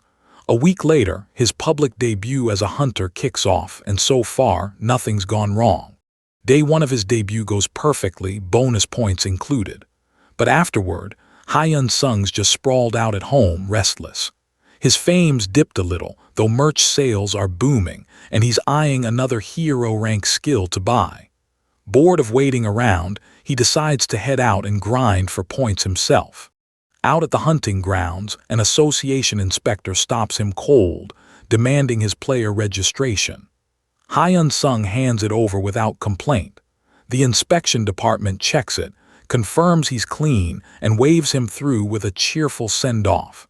He heads out just as dusk settles over the field. As night falls over the hunting ground, Hyun-sung unleashes his newly bought skill, Fire Storm. A wall of flame roars across the field, swallowing everything in its path. Watching the blaze do its work, he nods to himself. That rare AoE weapon was worth every point he spent on it. Paired with his rare shield, the combo handles mid-level threats just fine, though he admits it's overkill wasted on low-level hunts. Then agony rips through him out of nowhere, blood spraying from an unseen strike. A hooded figure steps out of the dark, calmly asking if his instincts are as sharp as they look. The stranger warns that if he's about to die here, he deserves to know who's holding the blade. He gives his name, Jeong Seong-woo, once vice guildmaster of the Seo-woo Guild, until Hyun-sung's actions cost him everything. Now he's come for revenge, sword raised, done listening to any protest.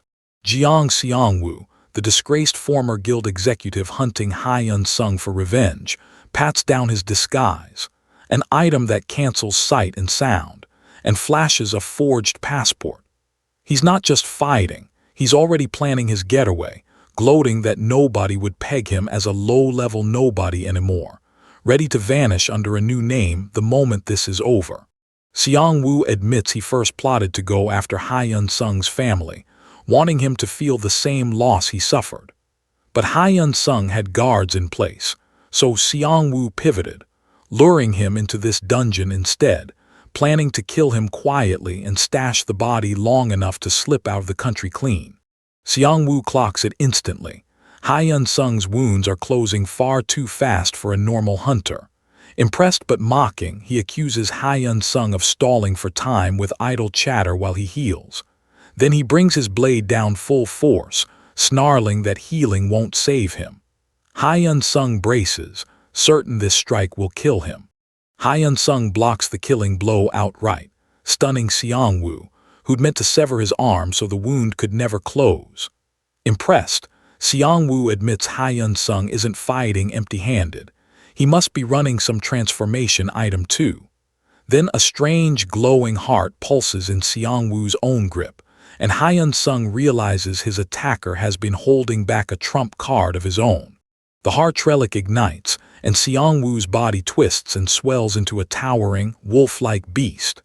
Hyun-sung barely reacts, coolly noting his stats must have shot up, but he doesn't back off.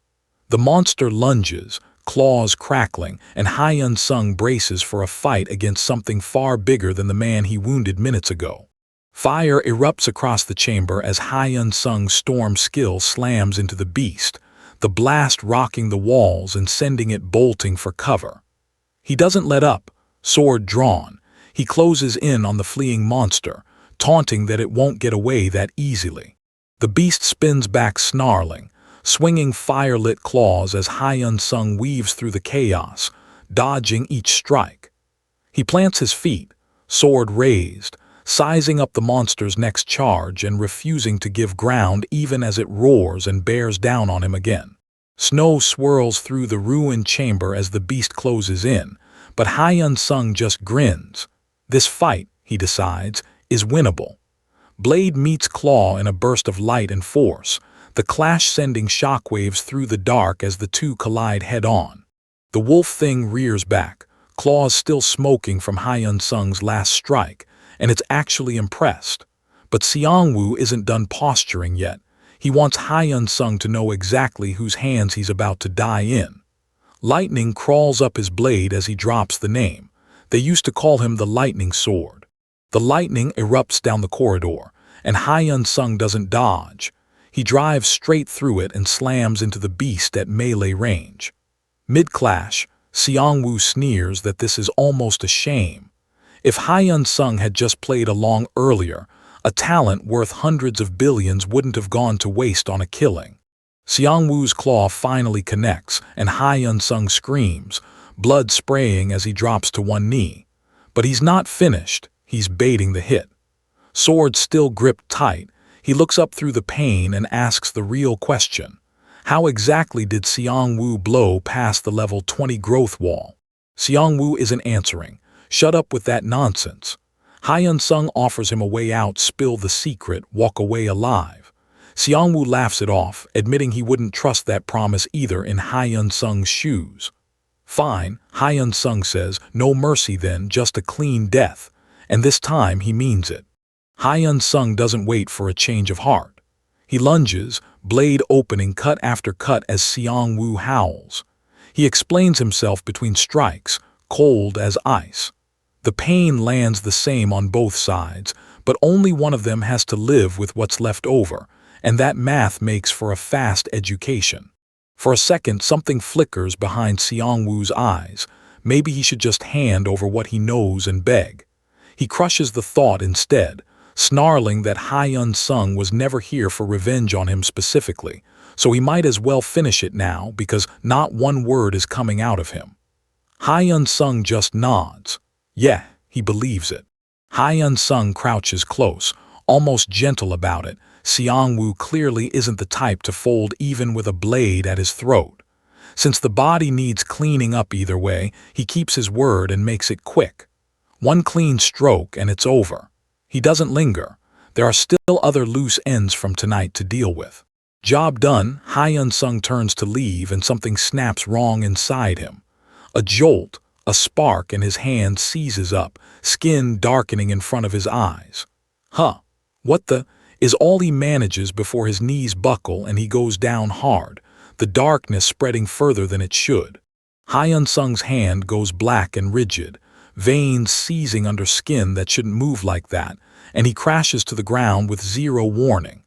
Above him, that monstrous wolf shape dissolves into shadow and slinks away into the dark. He stirs, groggy, forcing out a hoarse "what the hell?" Damn it, barely able to lift his head. He drags himself upright, relief flooding in. I survived. He never expected his body to keep functioning after a hit like that. Now the real problem sets in. Young Seong-woo is dead, and there's no clean way to explain it without exposing his own hidden strength. Lee Soo-young, a hunter near Seongwoo's level, is the last person who can find out. He can't risk it. Anyone digging into his real level would get suspicious fast. So instead of showing his true power, he conjures a plain old fireball, letting a beginner's spell scorch the scene instead. No need, he tells himself, to hand out his secrets for free. With the fight over, Choi Hyun-sung leaves the wreckage of armor and blade behind him in the dirt and walks off alone into the quiet. Then something stops him cold. A strange prompt flickers into view, hinting at a drop that's only supposed to come from monsters, not men. That evening he examines the item properly.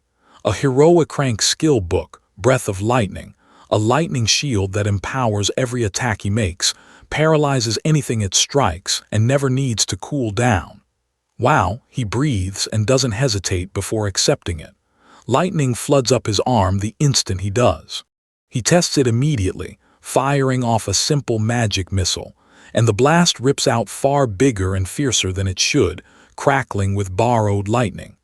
That's amazing, he mutters, stunned at how much the spell's power has jumped. Then his status window pops open, quietly confirming just how much stronger he's become. A rare achievement notification follows. He's the first to solo a player far above his own level, and it hands him a new title. He wonders if the system really treats a player kill the same as a monster's. Could he beat young Seongwoo now? He vows to push harder, though the new lightning power drains mana fast, so he'll need to go easy on long-range spells. Days slide by. Online, hunters argue over boycotting overpriced camping battery packs, everyday noise, life going on. Then time jumps hard. A month later, Choi Hyun-sung sits alone at home, quiet, turning something over in his head. He murmurs, already thinking about what comes next. Choi Hyun-sung weighs blowing 60 million points on a heroic skill book, but stalls out and decides to sleep on it.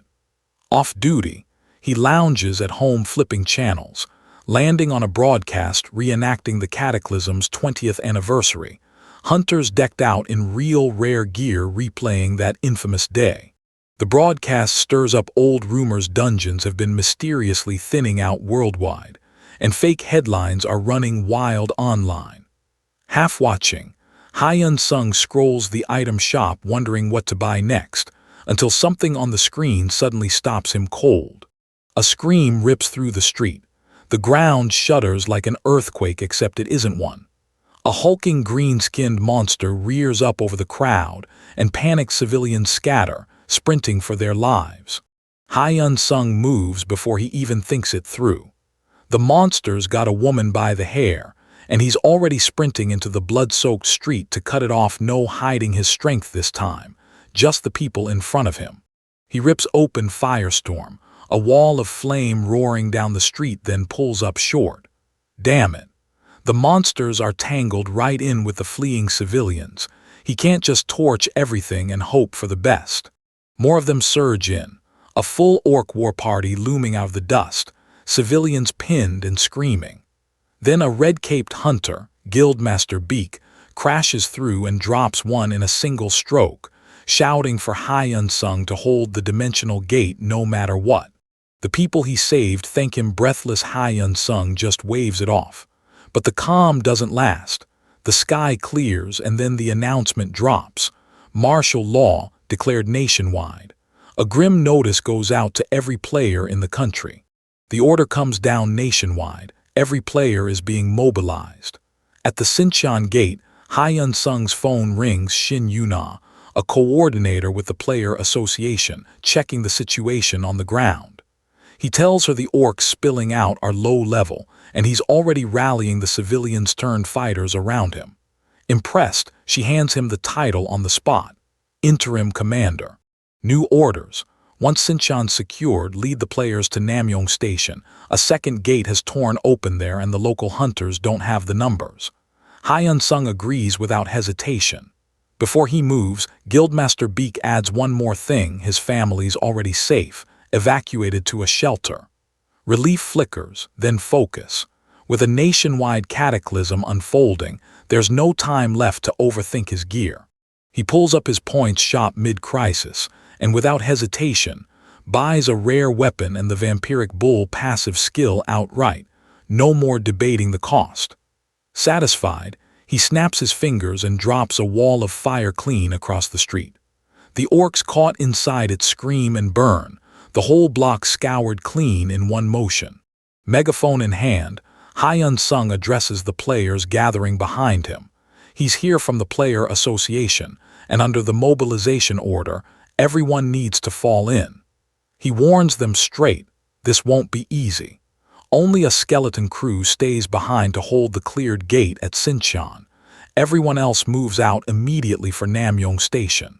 A player raises a hand mid-briefing, wanting numbers.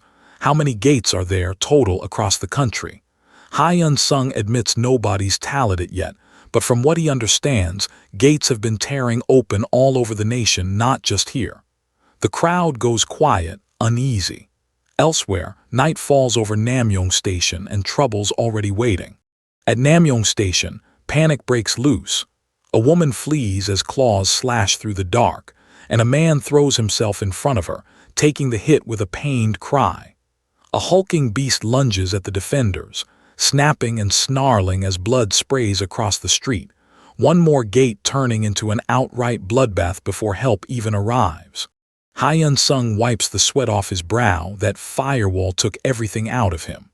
Nearby, hunters holding the line grumble about backup being late while a fresh brute stirs awake in the dark. Then relief finally arrives. A wave of reinforcement hunters rolls in to back up the gate, and Choi Hyun-sung looks up, caught off guard by the numbers. With no rival gate pulling numbers away, this whole crowd of hunters is here for one fight. Choi Hyun-sung gives the word, "Let's start," and they surge forward together. He spots real trouble forming and calls it, "Finish this fast." Then he's airborne, driving a kick into one of the spear-wielding brutes before it can set its stance. Fresh ranks of lizard men close in, and Choi Hyun-sung catches himself wondering if these are really just normal mobs.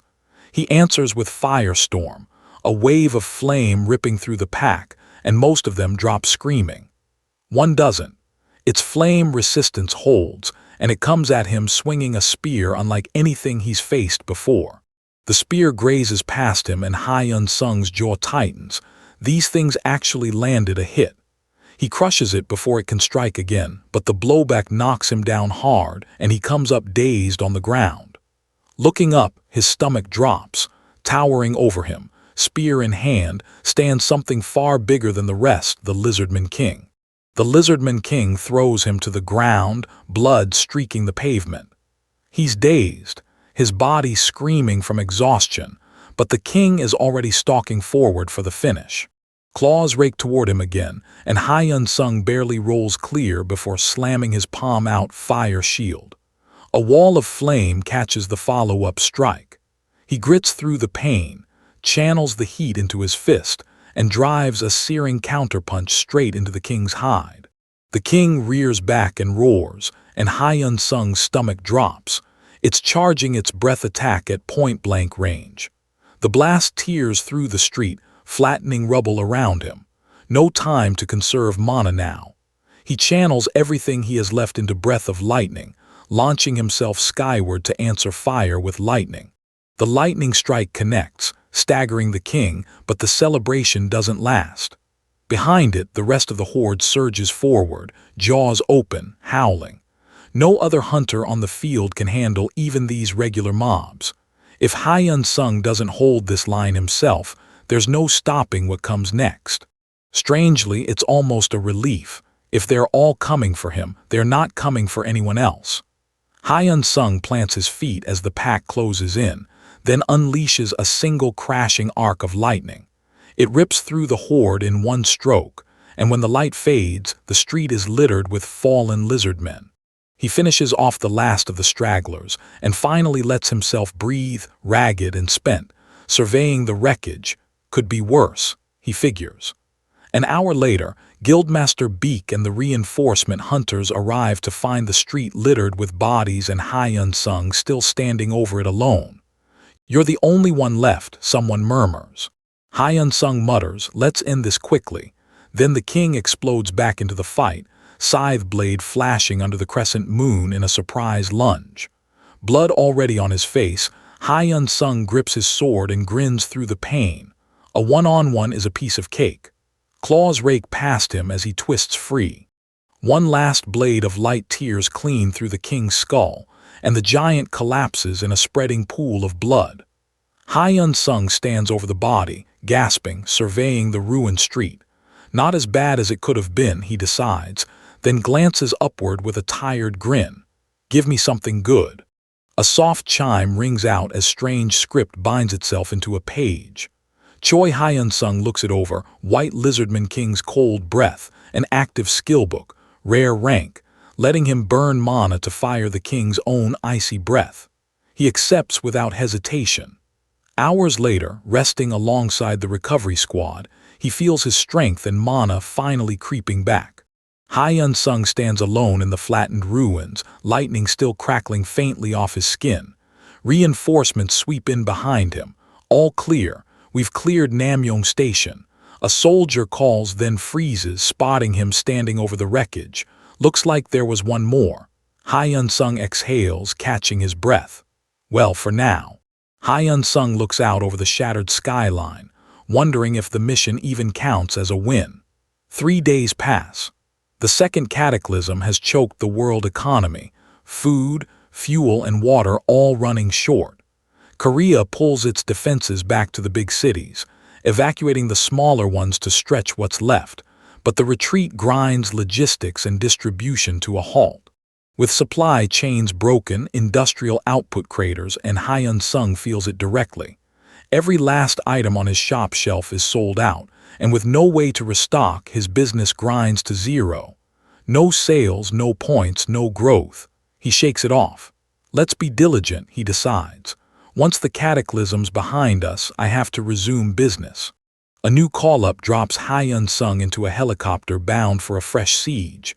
A city plaza sealed under a shimmering barrier, a hulking monster already prowling its edge. Guildmaster Beak lays out the plan, box the siege in from the outside and clear it in from there. Choi Hyun-sung turns to the assembled party leaders. Are you all familiar with your assigned zones? Of course. Beak hands off full tactical control. I'll leave the right to command to each party leader. Understood, the hunters answer as one. Choi Hyun-sung looks over the ranks one last time before breaking off alone. Well then, I'll be heading down first. Below, a pair of hulking gray orcs roar up to meet him. He drops straight out of the sky and slams down a wall of fire, sending the orc horde into a shrieking frenzy. Choi Hyun-sung is already moving, blade flashing through gray throats, gunfire barking behind him. He carves through muscle and bone, drops one giant with a single blow, and plants himself atop the wreckage as the survivors scatter. This is going well. Choi Hyun-sung barely finishes one fight before he clocks something strange. Orcs and trolls, brawlers who never back down, are turning tail and running after just one hit each. That's not right. Refusing to let them slip away, he charges his blade with breath of lightning, then lets fire spear fly after the pack. This will make things easier, he mutters, dropping straight into the fleeing horde as his fire spear detonates on impact, scattering bodies. He keeps cutting them down, keeping count under his breath, 15 down. Catching his breath, he eyes the last straggler and wonders if this one's finally the end of it. Then a growl rolls out of nowhere, and a massive clawed hand rips free from where that last monster should be. Choi Hyun-sung freezes. The numbers don't add up. This thing reads above level 400, past even the highest level ever recorded. Whatever's crawling out, it's off every chart he knows.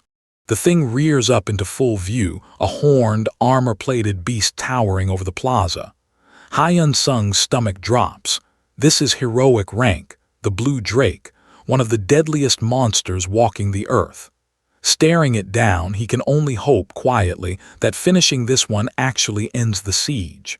Meanwhile, at the command center, an analyst named Han lays out the grim math. Korea has roughly 100,000 players, but only 5,000 have cleared the 4th job advancement, and new gates keep opening faster than they can grow. Before she finishes, An alarm cuts her off. A new gate has torn open at Seoul Station, spilling wyverns, with another heroic rank monster already climbing out. At Command Central, Analyst Han watches Seoul Station's fight go sideways.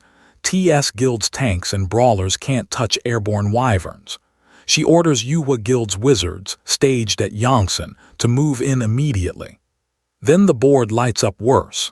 A fresh gate dumps harpies on Dejian, ogres flood into Busan, and word comes back that the dragon menacing Asen is a blue drake. The report traces back to one name, Choi Hyun-sung, who's been begging for backup non-stop. Instead of sending help, the commander pulls the plug entirely, canceling every operation in Asen and ordering all players to clear the area, leaving Hyun-sung to face the blue drake completely alone. Sprinting through the streets, Hyun-sung demands to know when backup arrives, only to hear the same order thrown back at him. Pull out, Asen is cancelled, get clear now. Overhead, a building-sized slab of wreckage comes hurtling down. He starts to argue no, but before the sky finishes answering for him. There's no walking away from this one, Hyun-sung realizes, not with the block already caving in around him. The blue drake growls low, then moves, one sweep of its bulk crushing the street where he just stood, buildings crumbling in its wake as he barely clears the blast. Ducking into a stairwell, Hyun-sung catches his breath and mutters the question gnawing at him. Why is this thing locked onto him and nobody else? Before he can chase the thought, the blue drake's head fills the window right beside him. All he manages is one word: shit. The blue drake drags a whole building down like it's nothing, flinging a car aside without even slowing. Hyun-sung answers with everything he's got, hurling a firestorm that swallows the beast whole. It staggers, but doesn't fall. One more time, he grits out, slamming a second blast into the smoking wreck as he scrambles clear of the flames. A lightning bolt rips through the sky and slams Hyun-sung mid-run, sending him crashing into the pavement. He picks himself up. Stunned, it hunted him down through a collapsing city. No cavalry's coming, so he charges his own breath of lightning, sparks crackling off his fists, and turns to meet the blue drake head-on. Hyun-sung rockets straight at the drake and clings to its flank as it thrashes through the air, dragging him in a wild spiral over the rooftops. A violent buck flings him loose, and he tumbles free-falling through open sky, scrambling to make sense of which way is up. He hits the ground, running only for the drake to bear down again, smashing him back with brute force. Every blow he lands skids off. The scales are too strong to crack. Staring up at the towering beast, Hyun-sung searches its armored hide for any soft seam he can exploit. He spots it, the underbelly. Hyun-sung drives a blade straight into the drake's stomach, the one place its armor gives. It's a clean hit, and he drops back to the street, chest heaving, watching the wound for any sign it actually did damage. Not a drop of blood. The strike barely phases it, and the drake roars back to life, closing the distance faster than Hyun-sung expects. He's caught scrambling up its own body just to stay ahead of the next swing, lightning already crackling back into his hands. Hyun-sung unloads everything, and a bolt of lightning tears down out of the clouds straight into the drake, which howls in pain but doesn't fall. Bloodied and staggering, he barely has time to register the hit before he hears the rooftop groan beneath him. He curses. The whole building is giving way.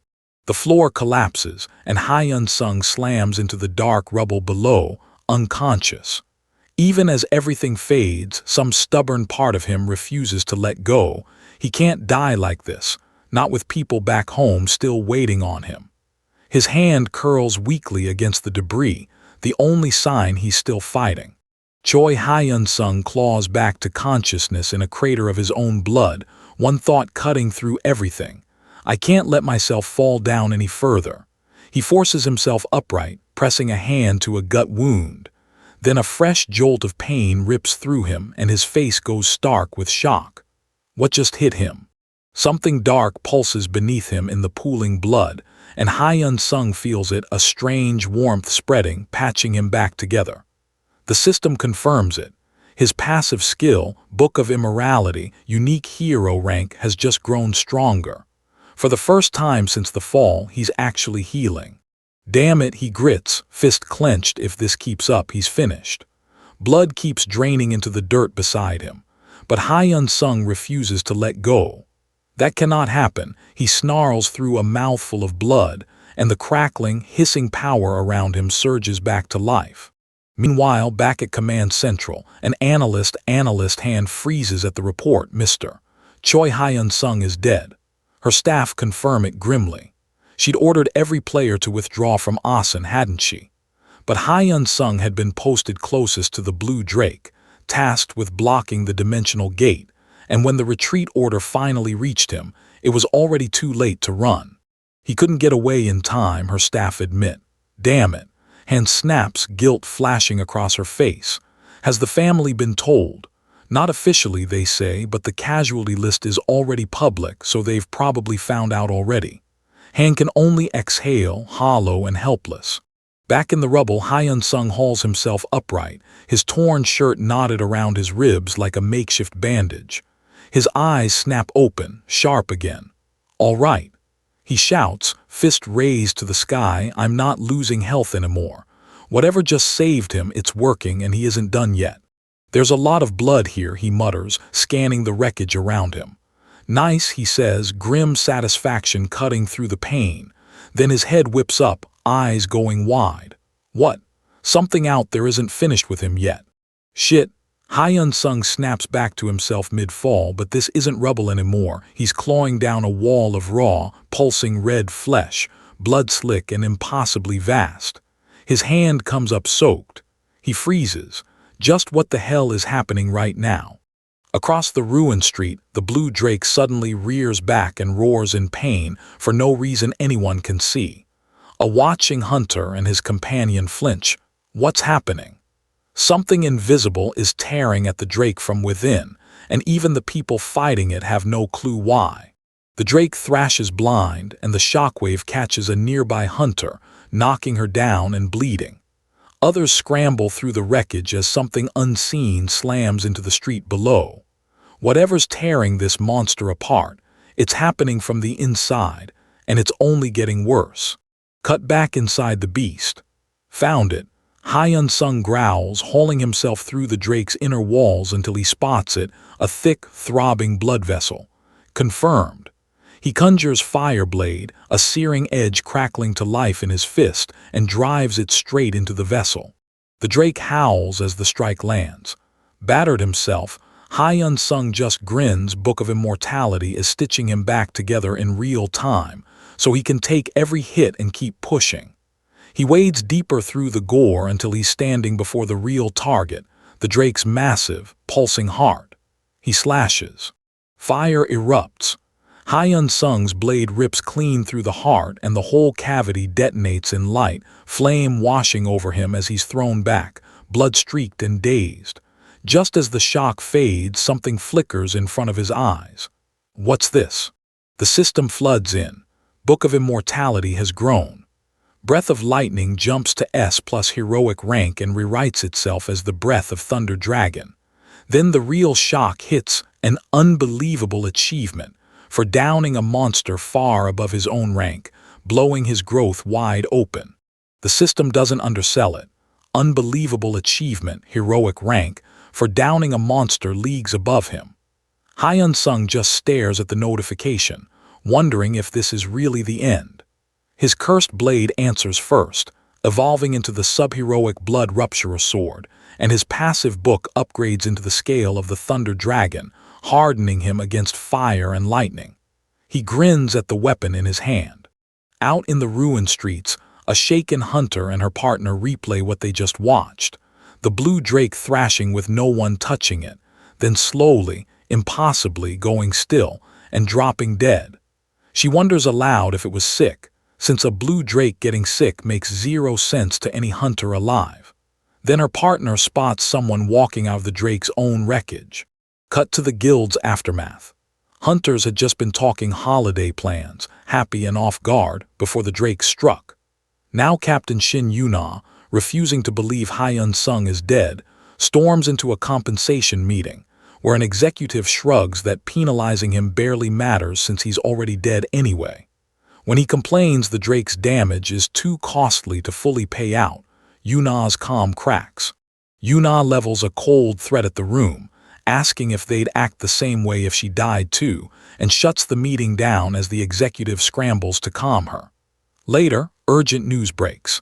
The Blue Drake is confirmed dead, and no Ranker team had the time to pull it off. Then the real shock lands. The player it swallowed survived, tore through its organs, and killed it himself. Back at Guild HQ, Yuna slams the question down, what's the player's name? The answer detonates the room, Choi Hyun-sung. And across town, that very name is standing in the open air, wrapped in a stolen cloak, bare feet on cold pavement, muttering that he's, well, a bit of a wreck. Not a scratch on him. A stranger presses a cloak into his hands before he even asks. He thanks them and wraps it tight. Then he flags down another passing hunter. Can he borrow a phone? Just one call, he says, to let his family know he's alive. She hands it over without hesitation. Use it as long as you like. He dials. His mother picks up, disbelieving. Is it really him, really her son Hyun-sung? He confirms it, voice steady. Yes, Mom, it's me. Whatever the paperwork said, it was a mistake. He was alive and well the whole time, and somehow his name still landed on the death list. She asks after his sister, his father, hears him choke up and pushes back. Why is she the one crying when he's fine? He promises he's been eating and sleeping well. She thanks him for the effort, for simply making it home, then mentions someone from the player association came by yesterday with the reward money, and dropped to her knees apologizing for the mix-up. That apology plays out again in his mother's mind, the representative on her knees, the family shaken by it. It wasn't just a clerical slip, and nobody's pretending otherwise. Out on the street, the call winds down with his mother's last words. Good effort, son, and thank you so much for coming back alive. A passerby presses a tissue into his hand, worried at the sight of him. He thanks her and watches her go. Alone again, wrapped in his borrowed cloak, he lets out a breath, phew, and turns his attention to business. Time to check what happened to the vampiric sword after everything it just went through. The system opens the blade status. Dragon Vampiric Sword, now rare rank, draining stamina and mana on every hit with bonus dragon damage. One option stops him cold, continuous growth from absorbing dragon blood, so he'll never worry about his weapon again. Then he checks his new soul skill, Breath of the Thunder Dragon, a protective membrane, a paralyzing shockwave, one more growth path still locked. More windows stack up. First level Destroyer, rare rank, all stats plus 10, then heroic rank plus 20. But a third title blindsides him, one who took down the hollow Blue Drake, Jester rank, mana stats plus 4. He stares, baffled, shrugs it off as a bonus, then remembers what actually matters. He still doesn't have clothes, and all he wants now is to go home. Yuna spots him and takes off running, cloak flying, disbelief all over her face. Hyun-sung turns, and there she is, breath ragged with relief. You were really alive, she chokes out. Then reality catches up to her. He's barefoot, wrapped in a stranger's cloak and nothing else. The thing is, he admits, wincing, my clothes melted in the dragon's gastric juice. A bystander hands him a jacket to cover up. Before Hyun-sung can even breathe, Taemin, one of Yuna's squadmates, saunters over grinning. Wow, what a touching reunion. Then Seo-yeon, the team's sharp-tongued hunter, sizes him up. I didn't know you were into younger men, she needles Yuna. Is this the boyfriend you've been hiding? Stop messing around, Yuna snaps, but Seo-yeon isn't finished, straight-faced now, asking Hyun-sung if he's got a girlfriend. Taemin cuts in. He just got out of a life-or-death situation. Yuna shuts it down cold. Seo-yeon turns serious. Everyone's dying to know how Hyun-sung took down the Blue Drake solo, and that's exactly why the whole squad flew out here. Seo-yeon calls it. Hospital first, no arguments. The squad's helicopter, meant for their mission, gets repurposed on the spot for Hyun-sung's evacuation. As they walk off, Taemin mutters to himself, watching Yuna fuss over him. This guy soloed a heroic rank dragon, and something tells him Choi Hyun-sung is nowhere near an average player. Meanwhile, the Hunter marketplace boards are on fire. Someone selling under the name MOCKS has cornered the battery market, and hunters are furious, calling him out, demanding he take responsibility, threatening a boycott unless he drops his prices back down. Then the tone flips. Posters realize exactly whose account they've been cursing at, and start begging Choi Hyun-sung to relist his batteries, promising to shut up and just pay whatever he asks. Others aren't so quick to fold. A rival group vows to boycott him outright, swearing off his goods no matter the price. Time rolls forward. Korea took heavy losses in the second cataclysm, but far less than other countries. The disaster gets stopped, the ruined infrastructure gets rebuilt, and scientists start picking apart monster corpses and magic stones for anything useful. The world is shaky, but it's moving again. Hyun-sung walks into a warehouse stacked floor to ceiling with fully charged batteries. The supplier boasts the market never took a hit, and the stock never stopped rolling in. Hyun-sung doesn't blink.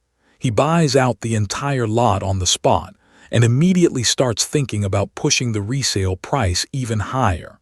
He jacks the price up and watches, half surprised, as it sells out anyway. So he raises it again, and it sells out again. Grinning, Hyun-sung realizes just how far he can push it. If hunters keep paying no matter what, there's no ceiling on what he can charge. Days later, he's back for more, but the supplier's already dry factories are only just spinning back up. So Hyun-sung places another order and turns down the offer to wait for a callback, saying he'll simply return tomorrow. Walking off, he's already scheming bigger. Cut out the middleman entirely and deal straight with the factories, something he'd tried and failed to do before the second cataclysm ever hit. His supplier shuts the door cold. No more one-off trades, corporate accounts only. Hyun-sung weighs his options: buy a warehouse, register a shell company, or go all the way and open a real storefront. Days later, ribbon in hand, he's staring down a brand new electronics store, the perfect legal front for his battery empire. Ha-yoon, the sharp manager he's put in charge, greets him with a grin. Business is booming, and of course it is with her running the floor. The batteries are already sitting in the warehouse. He tells her she just needs to confirm delivery. Between orders, she pulls him towards something simpler: lunch together before their mom arrives. He softens instantly. But the business never stops. His sales feed shows the boycott finally cracking, orders that had flatlined suddenly moving like wildfire all week. With profits piling up, he decides it's time to start spending the points he stockpiled. Scrolling the shop, Hyun-sung takes stock. 5 heroic rank skills to his name, but only one that actually attacks: Breath of Thunder Dragon, a lightning shield that chips away damage over time with no cooldown but no real punch. He needs something he can unleash on command, plus an escape option for when things go wrong, a teleport skill. He decides buy both. The price tag on teleportation nearly stops his heart, but he pays it anyway. Only at heroic rank, he realizes, can this skill move someone besides himself. Plenty of restrictions, but at least he can read other buyers' reviews before committing. He settles on the priciest option: 40 billion points gone in 2 clicks of confirm. Freshly loaded up, he heads for the warehouse floor with a dangerous grin. Time to test the goods, and whoever's watching him is about to get a shock. Hyun-sung blinks literally. One heartbeat he's on the walkway, the next he's yards away, standing there like the world just skipped a page. Grinning, he tests the short jump around the warehouse, delighted at how instant it feels. Long-range teleportation can wait. First, the flame, wind, ice, and thunder skills waiting in his menu. He scrolls the market hunting for something perfect and comes up empty, until one listing stops him cold. Black Lightning, heroic rank, an active skill 3 times stronger, built to burn stamina instead of mana. The price is staggering, tens of billions of points. Hyun-sung doesn't blink. He commits to the purchase. The system flashes. The purchase fails. Black Lightning never becomes his own. Instead, his breath of the thunder dragon reaches out and swallows it whole, absorbing the darkness attribute lightning and growing from heroic to unique rank. Choi Hyun-sung watches, stunned, hoping it changed exactly how he wanted. A beat later, it's done. The upgraded skill obeys him now, fully under his control. Restless to see what it can really do, Choi Hyun-sung heads for a dungeon that evening. Shadows swarm, a cloud of bats scatters, and out of the dark, a massive, crocodile-jawed monster roars straight in his face. He answers with lightning. His evolved breath of the thunder dragon crackles violet around him and slams into the beast, arcing through its whole body as it shrieks and convulses, overwhelmed. Choi Hyun-sung just grins. This new power hits exactly the way he hoped it would. 5 hours vanish in the grind. Alone, Choi Hyun-sung tears through hundreds of the advanced crocodile monsters until the system stops him cold with an unbelievable achievement, unique rank, the title Crocodile Bay Killer. Worn out but satisfied, he finally calls it a night. Back at Hay Mart, Choi Hyun-sung finds Ha-yoon, the store manager running his front who feels like family to him, still hasn't gone home. She stocked the new batteries and lingered after, and 30 minutes later she's still there. He doesn't ask why, he just offers to walk her home. At home, he tells her to sit for a minute, but it's Ha-yoon who has something to say. Is that why she waited around all evening? Yeah, she admits, suddenly nervous. Then it comes out. It's about what really happened the day the world declared him dead. Ha-yoon finally lays it bare. The instant word reached his mother that Choi Hyun-sung had died, she collapsed on the spot, and even days later all she could do was cry. But grief wasn't the real ambush. Right after, notices start piling up. Lost rental equipment, broken contracts, paperwork built to bury a dead man's family. Every appeal Ha-yoon files gets the same cold answer. No legal problem, just renounce the inheritance. Even the lawyer she hires finds no other way out. They're forced from the house still in Choi Hyun-sung's name, and officials try branding the living expenses he'd sent as illegal gifts, slapping the family with an inheritance bill. Then just as fast it all smooths over. Shin Yuna, an association official, shows up and drops to her knees apologizing, calling it a processing mistake. Ha-yoon isn't buying it looking back. It reeks of something deliberate. She's decided to dig deeper and figures Choi Hyun-sung, clearly thriving now, deserves to hear it all. That's everything, Ha-yoon says, she just needed him to know. Choi Hyun-sung thanks her, calling her Nuna, but something behind his eyes has already gone cold and calculating.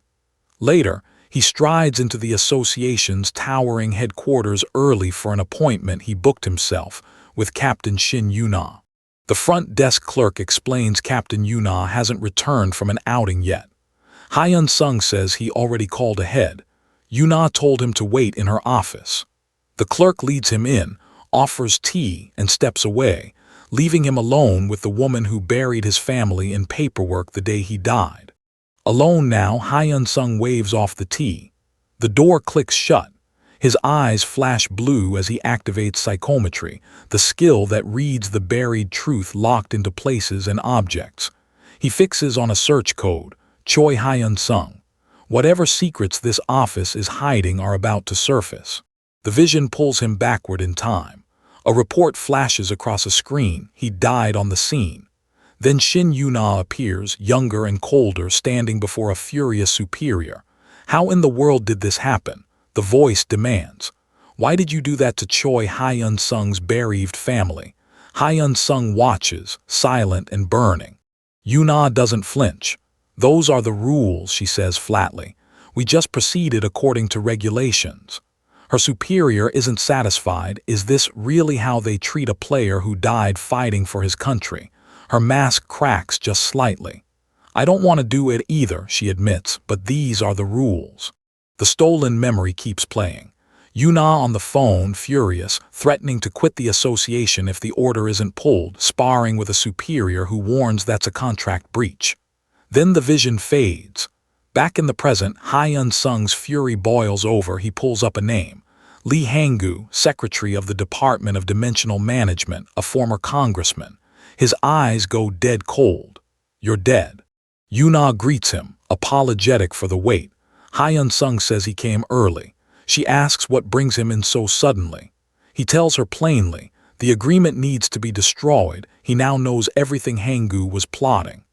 Yuna tries to apologize in Hang-gu's place, but Hyun-sung stops her. Her quiet fix made things right after, he says, and he'll let it go.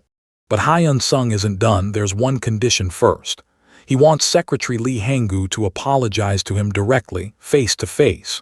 Yuna freezes, stunned by the demand. Elsewhere, the news lands on Hang-gu himself. His fist slams the desk, eyes blazing. "This cheeky bastard," he snarls, refusing to believe some upstart hunter would dare summon him. In his office, Hang-gu rages at two aides. "What wrong did I do?" he demands, acting so big just for having a rare skill. The aides tiptoe. He only followed procedure but should have filed a complaint immediately. Hang-gu grudgingly agrees, yet still refuses to apologize to some greenhorn. They'll teach the kid a lesson instead, though no one has a plan. Word has already reached the VIP's ears. Now Hang-gu needs an actual answer. He explodes at his aides for babbling with no real plan, calling them dumbasses. Go apologize to some greenhorn himself. Never. Instead, he orders them to summon Hyun-sung to his office. He's far too busy for that. "Yes, sir, it will be conveyed," they scramble to reply. Hang-gu sits alone stewing, muttering that he can't go looking for the brat himself. His pride won't allow it. That's exactly why he had Hyun-sung summoned to his own office instead, determined to handle this on his own terms. Hyun-sung strolls into the association building, unbothered that Thave kept him waiting. Had been sifting through evidence of corruption between guilds and dungeon officials, filth everywhere except among the regular staff. Then an aide rushes over. The minister wants him. He follows without complaint, stepping into Hang-gu's office, where the old man sizes him up first, noting dryly that he's about his own grandchild's age. Hang-gu grumbles that kids today have no respect, but Hyun-sung skips the pleasantries. Where's the apology? He flips on psychometry to catch the truth of the moment. Hang-gu forces out a stiff apology, then instantly walls it off with excuses. A minister can't let personal feelings interfere with official duty. Hyun-sung reads it instantly for what it is, a dirty old man dodging accountability. Hang-gu insists he was only following the law. Hyun-sung doesn't buy it, pointing out he filed more than one bogus claim along the way, the damaged equipment charge, the penalty fee tacked on top. Then the line that levels the room. Hyun-sung died in battle, fulfilling the very contract Hang-gu signed off on. He was killed doing exactly what this man ordered. Hyun-sung asks if any of it actually makes sense. Hang-gu snaps back, sneering that only someone slow would think he had a case. Hyun-sung's fist curls tight, fury barely leashed. Hang-gu presses further, demanding to know who Hyun-sung thinks he is to talk back to a minister, and Hyun-sung fires it right back. Who's actually been the insolent one here?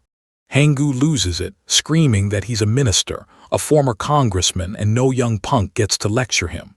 Then he goes lower, sneering that Hyun-sung only got his powers through dumb luck and has no right insulting his betters, calling him less than a bug.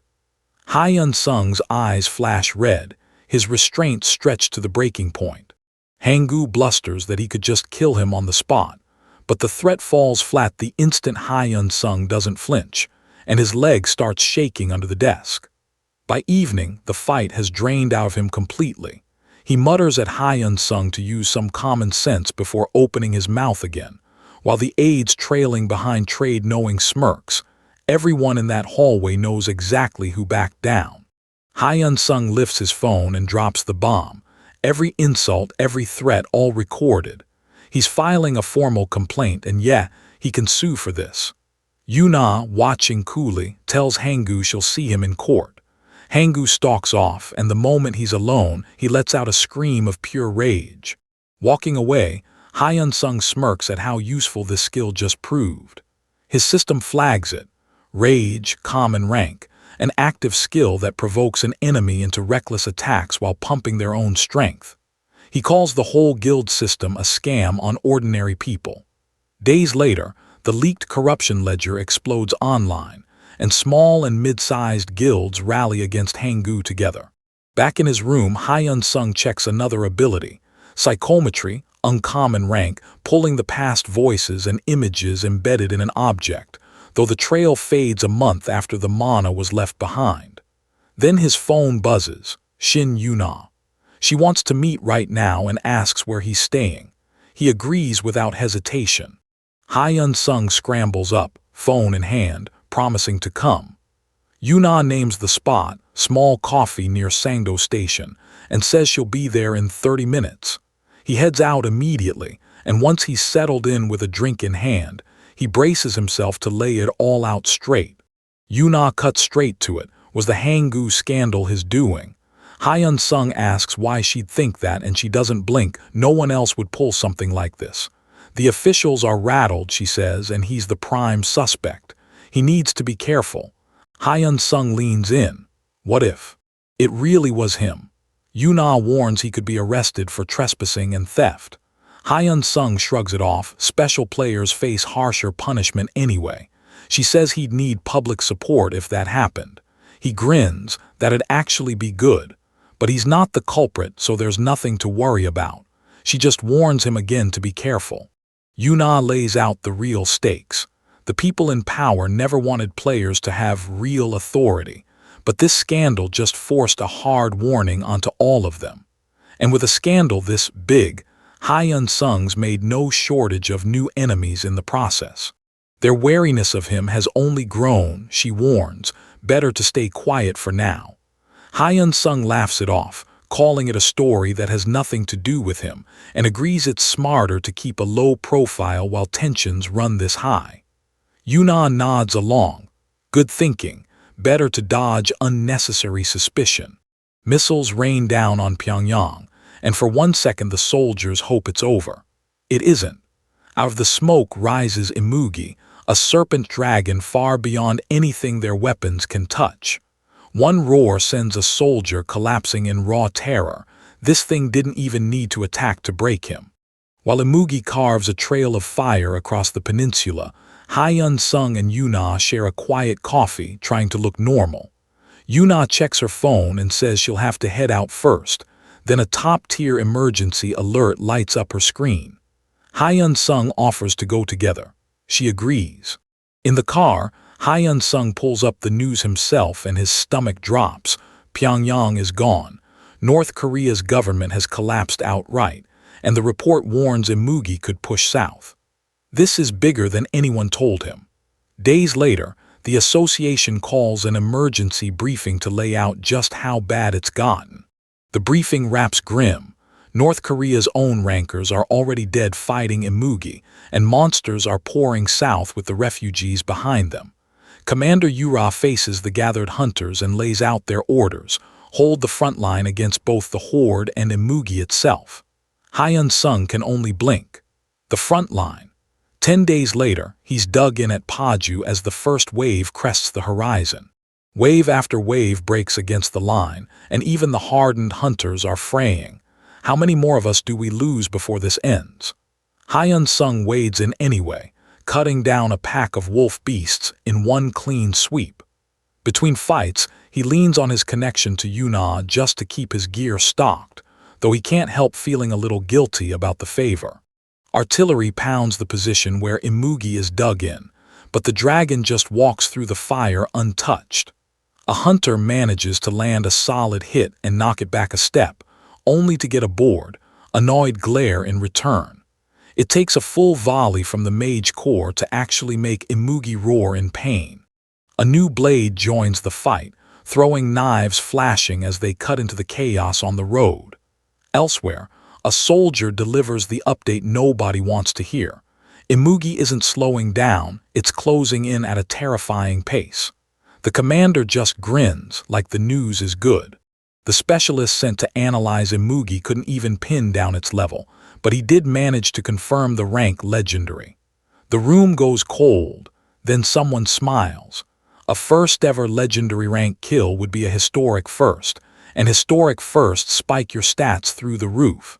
For hunters hungry enough, this catastrophe just became the opportunity of a lifetime.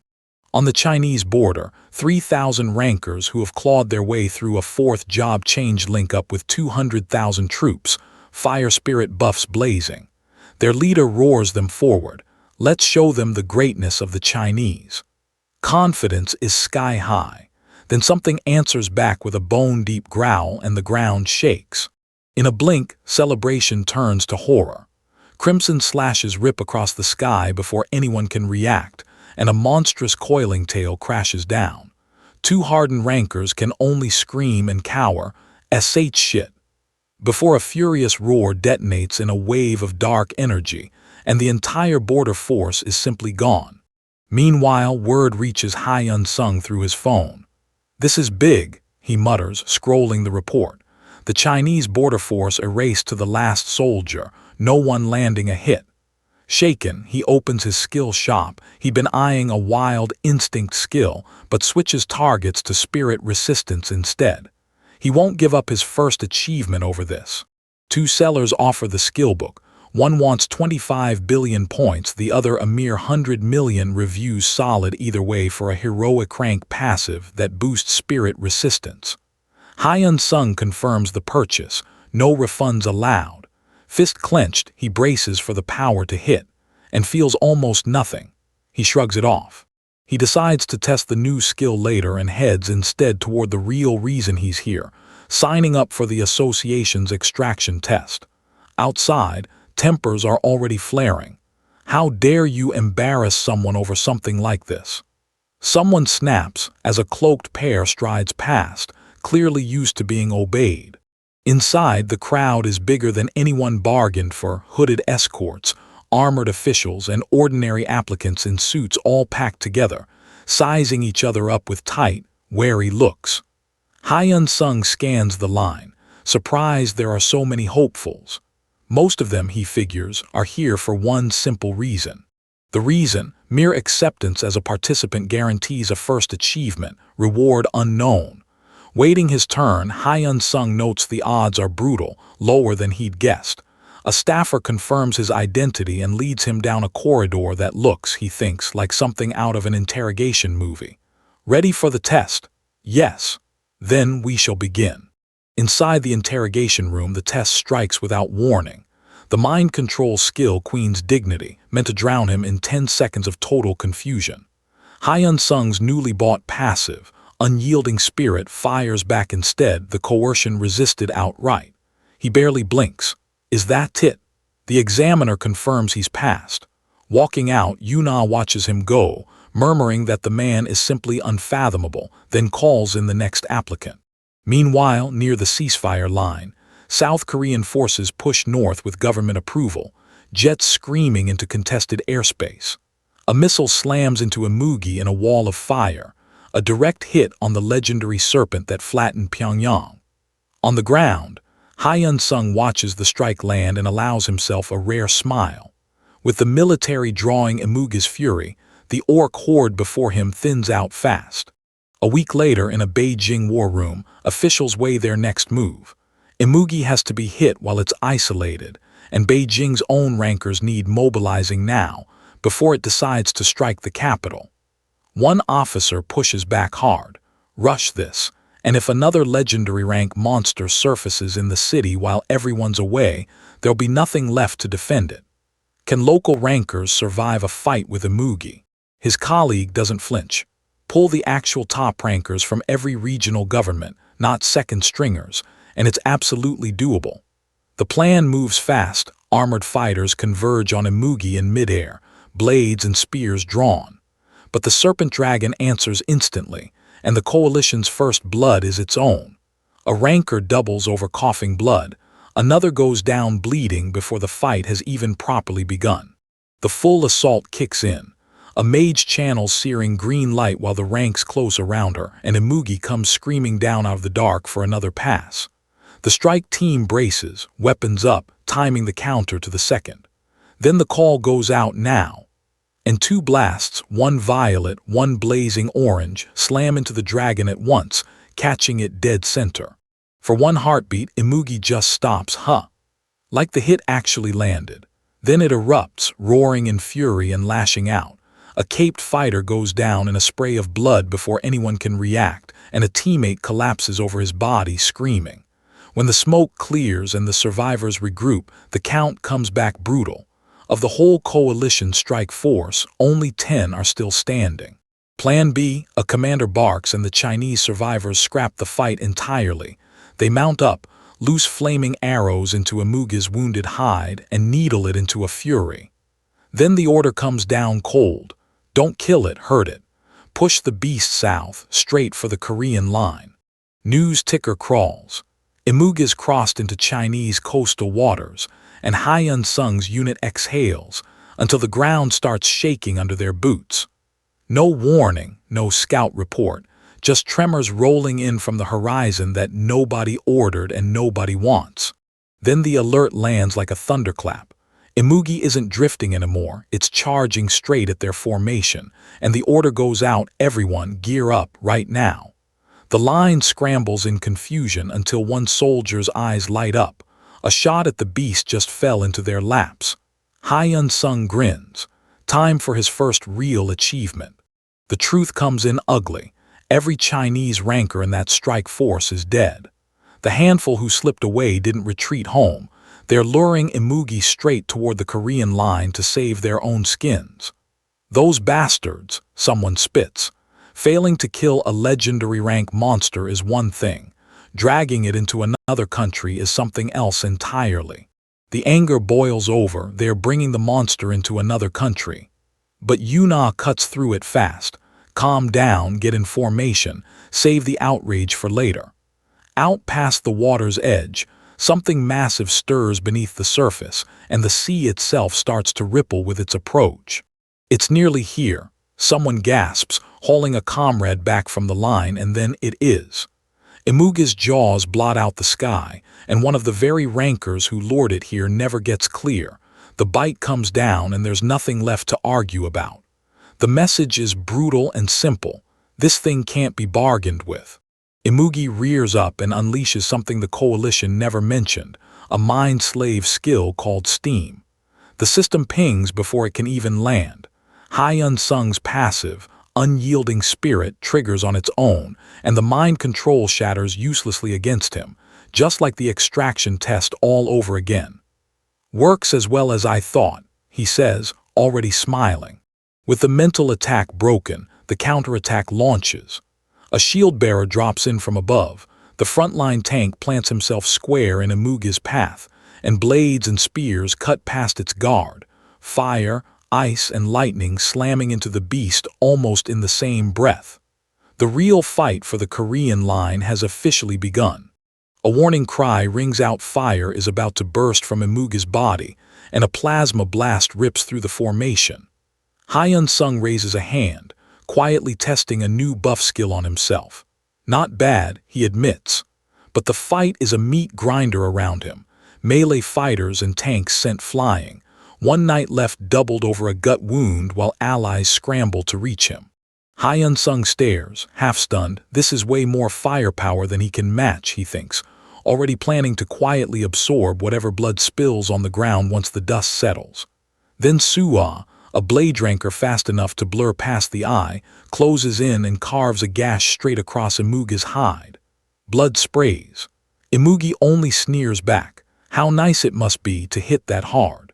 Choi Hyun-sung's status window flickers open. The first ever rebel, Choi Hyun-sung, level 1, no job, already sitting on 142 titles. Grinding achievements is his only path forward until his points hit 1 trillion. Elixirs stay off the table. 30 minutes later, Imugi reels from a fresh volley. Choi Hyun-sung shields a girl in his arms, murmuring this might be easier than he thought, right before something stops him cold. Yuna screams for everyone to brace as Imugi rears back and unleashes a devastating roar blast straight at the line. A shield spell buckles, only one layer down, but Yuna refuses to fold, begging the mages behind her to keep casting. The formation locks together into a wall of steel, soaking hit after hit, until at last the strikes stop. A massive explosion tears into Imugi's coiled body, and Choi Hyun-sung, hands crackling with purple light, mutters that this should be over soon. But Imugi isn't finished. It triggers Berserk, a skill that sheds its own defense for raw, monstrous power. The dragon goes rampaging, hurling a rancor screaming through the air, and the whole formation freezes at what's coming next. Choi Hyun-sung tries to activate Blink to escape the chaos, and the system flashes back a cold denial. Skill activation failed. Yuna catches it, unease flickering across her face. Before anyone can process what that means, a fresh explosion rips through the formation, blood spraying across the line. A wounded rancor hauls himself up, snarling that Imugi isn't even bothering with the fighters anymore. It's beelining straight for the mages and healers, trying to gut their support line first. Choi Hyun-sung spots the dragon bearing down and breaks into a sprint toward the danger. Damn it! Blink refuses to fire and Imugi's stare locks onto him. The system flashes a warning, caught in its gaze, about to drop into 20 seconds of paralyzing fear. Then his passive, unyielding spirit kicks in and slashes the fear down to 1 second, but Blink itself gets cancelled outright. Imugi shrieks and dives, jaws splitting the sky as Choi Hyun-sung throws himself flat, scrambling clear by a hair. Faster than anything that size has any right to be, the dragon nearly clips him, and every rancor watching realizes their read on its speed was dead wrong. The dragon's tail catches him mid-scramble and flings him through the air. He crashes down cursing under his breath. Then his hand flares. Subspace, his storage skill, and he yanks free his blade and shield right as Imugi turns back around to finish the charge. Elsewhere in the chaos, Suwa staggers, blood streaking her face after Imugi's last counterattack. The fight has already cost her. Overhead, the wounded dragon peels back into the sky, circling for its next strike as the formation scrambles to regroup. Choi Hyun-sung drags himself up, shaken. He admits it. He nearly died, and he never expected Imugi to carry mental skills beyond simple fear. Looking out over the field, he mutters that it's a mess, right as Suwa blinks down at her empty hand, realizing her sword is just gone. Choi Hyun-sung staggers back from the cliff top, chest heaving, telling himself just to breathe for a second, recover first. Then out of nowhere his interface flashes. The blood rupturer, Suwa's named sword, has just been upgraded. He has no idea why it's pinging on his screen at all. He works it out fast. The blade got jammed in Imugi mid-fight, the one he grabbed to block that tail strike. No wonder it never came back to his hand. Below him the dragon staggers, half-beaten already, and in the same breath Choi Hyun-sung himself gets snatched off the ground, hauled screaming into open air. The notification won't stop firing. It clicks. The buried sword is drinking Imugi's legendary rank blood, leveling up with every drop. The dragon's eye burns red, its roar tearing across the battlefield as more blades rake its hide, and Choi Hyun-sung dangles helpless in its grip, thrown skyward again. Yuna surges into the gap, cloak snapping, her strike detonating against Imugi's scales. Then Suwa drops in behind her, and even without her signature blade in hand, she brings the killing angle, one merciless downward slash carving straight through the wounded dragon's flank. The mages unload everything, fire, frost, lightning slamming into Imugi in one coordinated barrage while it roars in pain. The killing stroke finally lands, the massive body crashing down for good. A message blazes across every hunter's screen. Unbelievable achievement, heroic rank, first to take down a legendary rank monster. The battlefield erupts. They won. We finally did it. Someone breathes, and the exhausted line of hunters looks up at their leader with something between disbelief and relief. The mountains sit quiet under the fading light, survivors gathering as Imugi's colossal body lies still below, until a jagged red distortion rips across the sky, and the celebration goes cold. The dust settles over the ruined battlefield, the blood rupturer standing tilted in the earth like a monument. Then the system floods Choi Hyun-sung's vision. Unbelievable achievement after unbelievable achievement. Hero rank rewards for being first to claim a legendary weapon, first to win its skill. Even he can't help but mutter, something changed in this blade. He pulls up the sword's full profile. Blood rupturer, sole legendary rank, feeding on the dragon's blood to swell his stamina, mana, and power the longer he wields it. The pieces click. This is exactly why the system funneled those first 3 achievements his way. And if there's a soul rank achievement, he realizes, someone else out there might be sitting on a soul skill of their own. The system tallies the raid's contribution board, and Choi Hyun-sung's jaw drops. He's ranked first, stats boosted across the board just for the honor.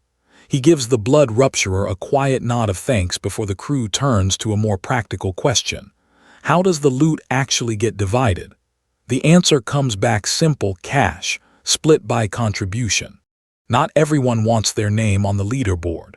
One hunter flatly refuses to disclose his share, figuring the spotlight would only cost him. But the secret doesn't stay contained. Newsrooms break the story worldwide, confirming Korea's hunters just took down a legendary rank monster for the first time in history. Amid the buzz, one voice cuts through. Let's not get carried away by greed. The government locks down every detail: who fought, what they won, but that only fuels the frenzy. Purchase offers keep flooding in from overseas, and soon foreign rankers are booking flights on impulse, chasing the same prize.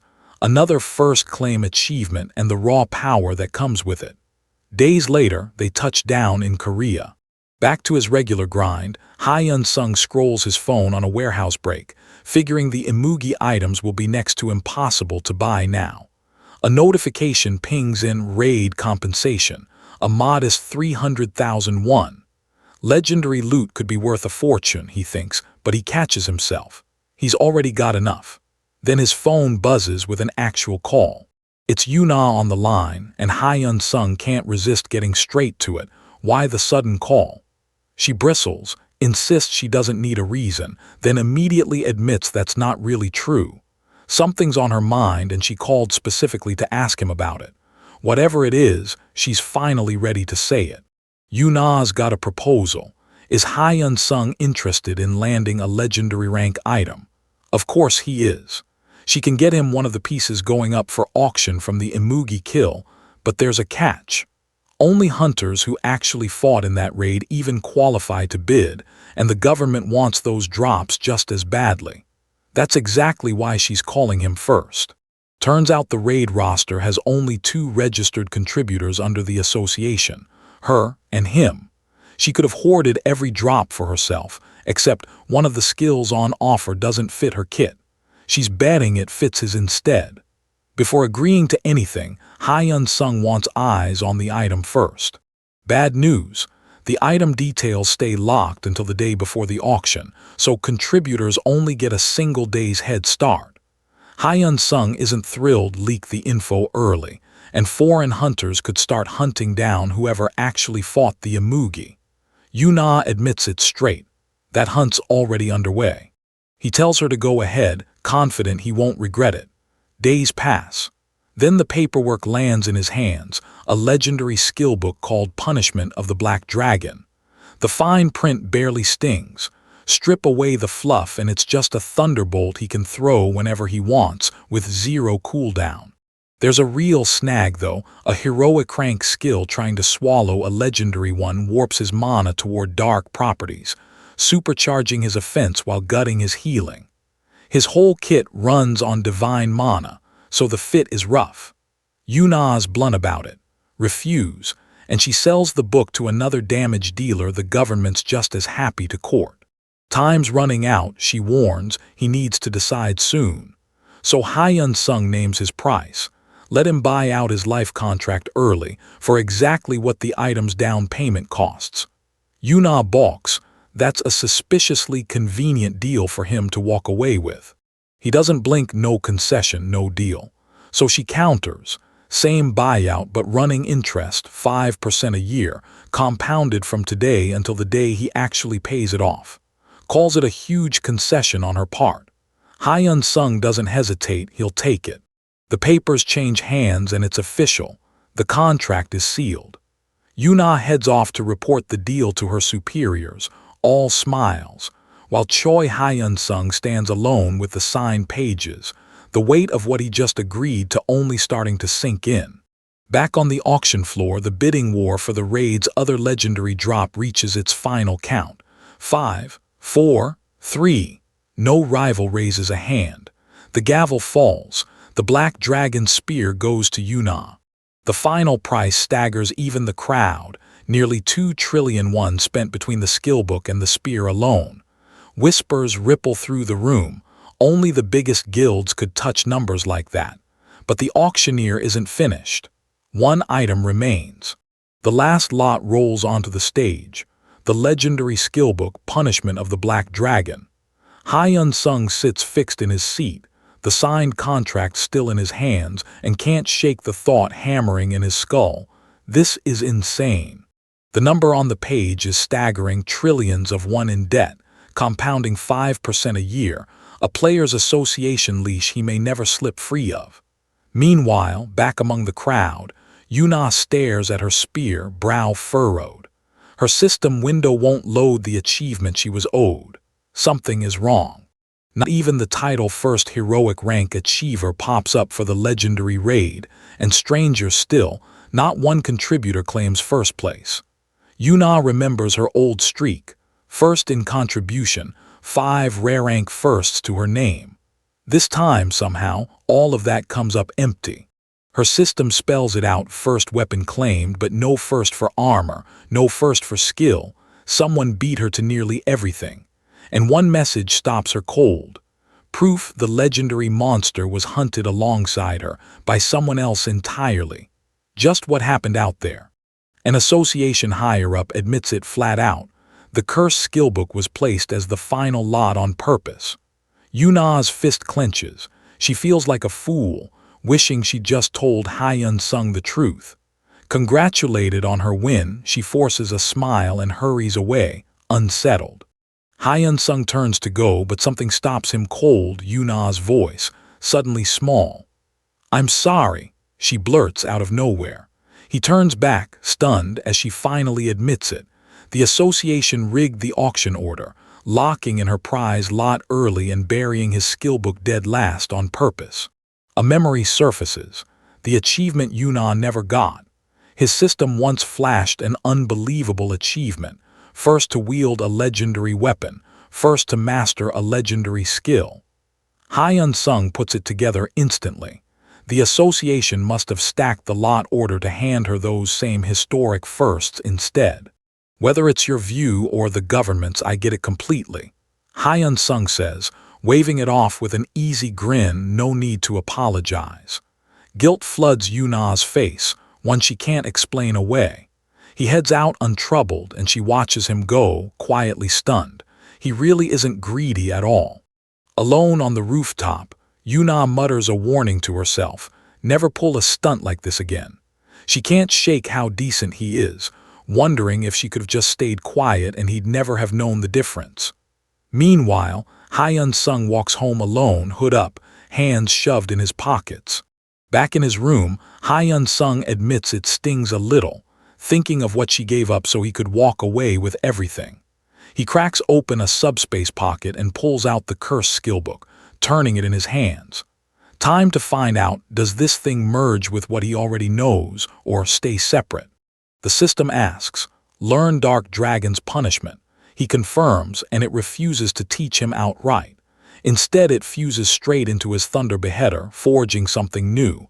Breath of the Dark Thunder Dragon, unique legendary rank. Another first-in-history achievement pings across his vision. Choi Hyun-sung grins, exactly what he was hoping for. Choi Hyun-sung pulls up his stats and grins. 450 points of pure upgrade, all thanks to the titles he just earned. But it's the new skill that has him buzzing. Breath of the Dark Thunder Dragon, unique legendary rank. Only one way to know what it can really do. He decides to test it out, right here, right now. He unleashes it. A black lightning wave rips through the air and slams into the beast, tearing clean through its shoulder. Whoa, he can't help but say, watching the wound arc with dark voltage. The creature roars back in fury, lunging at him, but the damage is already done. Its whole body is disintegrating faster than anything he's fought before. With that beast reduced to nothing, Choi Hyun-sung is already thinking ahead. He needs to hunt down something like a vampire bat dungeon next to test the skill's synergy with lightning. Before he can look, his phone buzzes. A message from Yuna. He frowns, wondering what she wants this late. She gets straight to it. Is he open to hunting in the northern dungeon? Confused, Choi Hyun-sung listens as she explains the region under reconstruction in North Korea is desperately short on mid- and low-level attack personnel to clear its monsters. Then comes the real ask. Can he go and help them? The pay is double. She adds standby for emergencies. Choi Hyun-sung stays quiet for a beat. Players rarely bother with monsters beneath their level, and this is exactly that kind of thankless job. But he agrees anyway. Yuna, relieved and grateful, promises a helicopter will be ready to fly him out immediately. Walking off, Choi Hyun-sung realizes just how serious this is. Dungeons keep tearing open across the region faster than anyone can handle. Yuna admits it's not bad enough yet to sound a full emergency call to every player, but if it isn't brought under control soon, that's exactly where this is headed. He tells her he'll give it his best. 2 weeks later, a helicopter touches down in North Korea. As Choi Hyun-sung looks over the mountains, his status window pings with a notice. His accumulated points have crossed 300 billion, unlocking something called the Mercenary System. Huh, he mutters, right as a fresh swarm of monsters closes in, and he wonders, there's something like that too. The monster barely lands a hit before dark purple lightning swallows it whole, gone in an instant. Choi Hyun-sung pulls up his status window, expecting the new system to announce itself there. Nothing. Stats unchanged, skills unchanged. Whatever just unlocked, it isn't sitting in the usual menu. He swipes to a different screen, a full roster titled Mercenaries for Hire. Heroic rank fighters top the list, and the price stops him cold. 600 billion points for just 2 hours. He drops the filter to rare rank, but even those aren't cheap. The bargain of the bunch is a mercenary named Lucia, still nearly 300 billion points to hire. Something in her listing nags at him, a warning not to trust her too much since she's a runaway skilled at breaking contracts early. Choi Hyun-sung turns that over in his head. What exactly does that mean? Still, answers matter more than caution right now. Information comes first. He hires her anyway. Lucia, the white-haired swordswoman he's just hired, appears in a flash and draws her blade instantly, ready for a fight. Where's the enemy, she demands. There isn't one, he tells her, not yet. He didn't hire her to fight. He hired her to talk, and that throws her completely. Lucia asks if this is his first time running the mercenary system. It is, he admits. She agrees to answer whatever she can. His first question, who are these mercenaries really? Her answer lands heavy. They're players, she says, just like him. Players like him specifically means something exact, mercenaries carrying his own unique skill. Lucia spells it out plainly. This whole system runs on buying and selling versions of that skill across worlds. Choi Hyun-sung pushes further, asking the obvious next question. Is her world under attack by monsters too? It was, Lucia confirms, but she has no idea what actually causes the dimensional gates. That answer sits locked behind legendary rank mercenaries, above even the ones she's met. In her world, gates have been tearing open for over 20 years now, through 2 full-blown cataclysms, before finally settling into something stable. Choi Hyun-sung asks the question everyone in his shoes would ask. Can anyone predict when the next cataclysm hits? Lucia answers flat and grim. In her experience, a world only survives 2 of them. Probably safe for 20 years, she says, but she can't promise anything past that. Lucia laughs bitterly at her own mercenary file, runaway loser, right there in black and white. Choi Hyun-sung asks why it's phrased that way. Her answer comes without flinching. She's exactly that, a loser who abandoned her own world and ran. The memory pulls in, a quiet town under blue skies, market stalls, ordinary people. Then the air splits. A monster alarm shrieks. A horned demon rears up snarling, and the streets erupt into panic as young Lucia turns to face it, blade in hand. Lucia meets the demon head-on, steel flashing against its horns. It's bigger, stronger, and it throws her back hard, blood on her cheek, breath ragged, but she plants her feet and swings again, refusing to give ground. She stands over the wreckage, battered but standing, sword still raised to the stars. Back in the present, Choi Hyun-sung studies her. So you started as a level 1 player too. Lucia nods. She poured everything into stats and skills early on. Then quieter, she came to regret it. She grinded for 16 years straight, hunting for points, selling skillbooks and magic stones just to survive. Hope was finally creeping back in. Then the second cataclysm broke loose, and legendary rank monsters poured out that nothing she had could stop. Cornered and cursing, Lucia finds the mana field jamming every teleport skill she owns. Out of options, she triggers her last resort escape item anyway, a dimensional jump with no guaranteed landing, knowing full well it could strand her forever in a world not her own. Lucia's jump doesn't land where it should. Instead of a new world, she's flung into the raw nothing between dimensions, completely stranded, completely lost. Alone in that dead space, something flickers to life, a mercenary application screen. Lucia lists herself for higher, rare rank, steep upfront cost, her only shot at getting noticed by anyone, anywhere. Across reality, Choi Hyun-sung's system pings with her listing. She waits. Nobody bites. Desperate, she tries slashing her own price, once even offering to work almost for free if an employer will just let her stay in his world. Rejected anyway. A rare mercenary runs 1,000,000 points an hour, 700 million a month, more than anyone's willing to pay. Then a stranger, a mercenary called Draven, dangles a shady workaround, funnel points to him daily instead. Choi Hyun-sung's ears perk up. Wait, you can move points to someone else. Lucia lays out the rule. Points can't cross to strangers, only between people sharing the same unique skill. Choi Hyun-sung tests it on the spot, gripping her hand. The system pings, offering to shuttle billions of points between them. His eyes light up. How interesting. He probes for a loophole, trade back and forth, stack up free points. Lucia kills the idea flat. Every transfer burns exactly what moves, same with hiring fees, no printing money here. So she took Draven's offer then? No, she turned it down. Because the system always carves off 20% as its own cut, deal or no deal.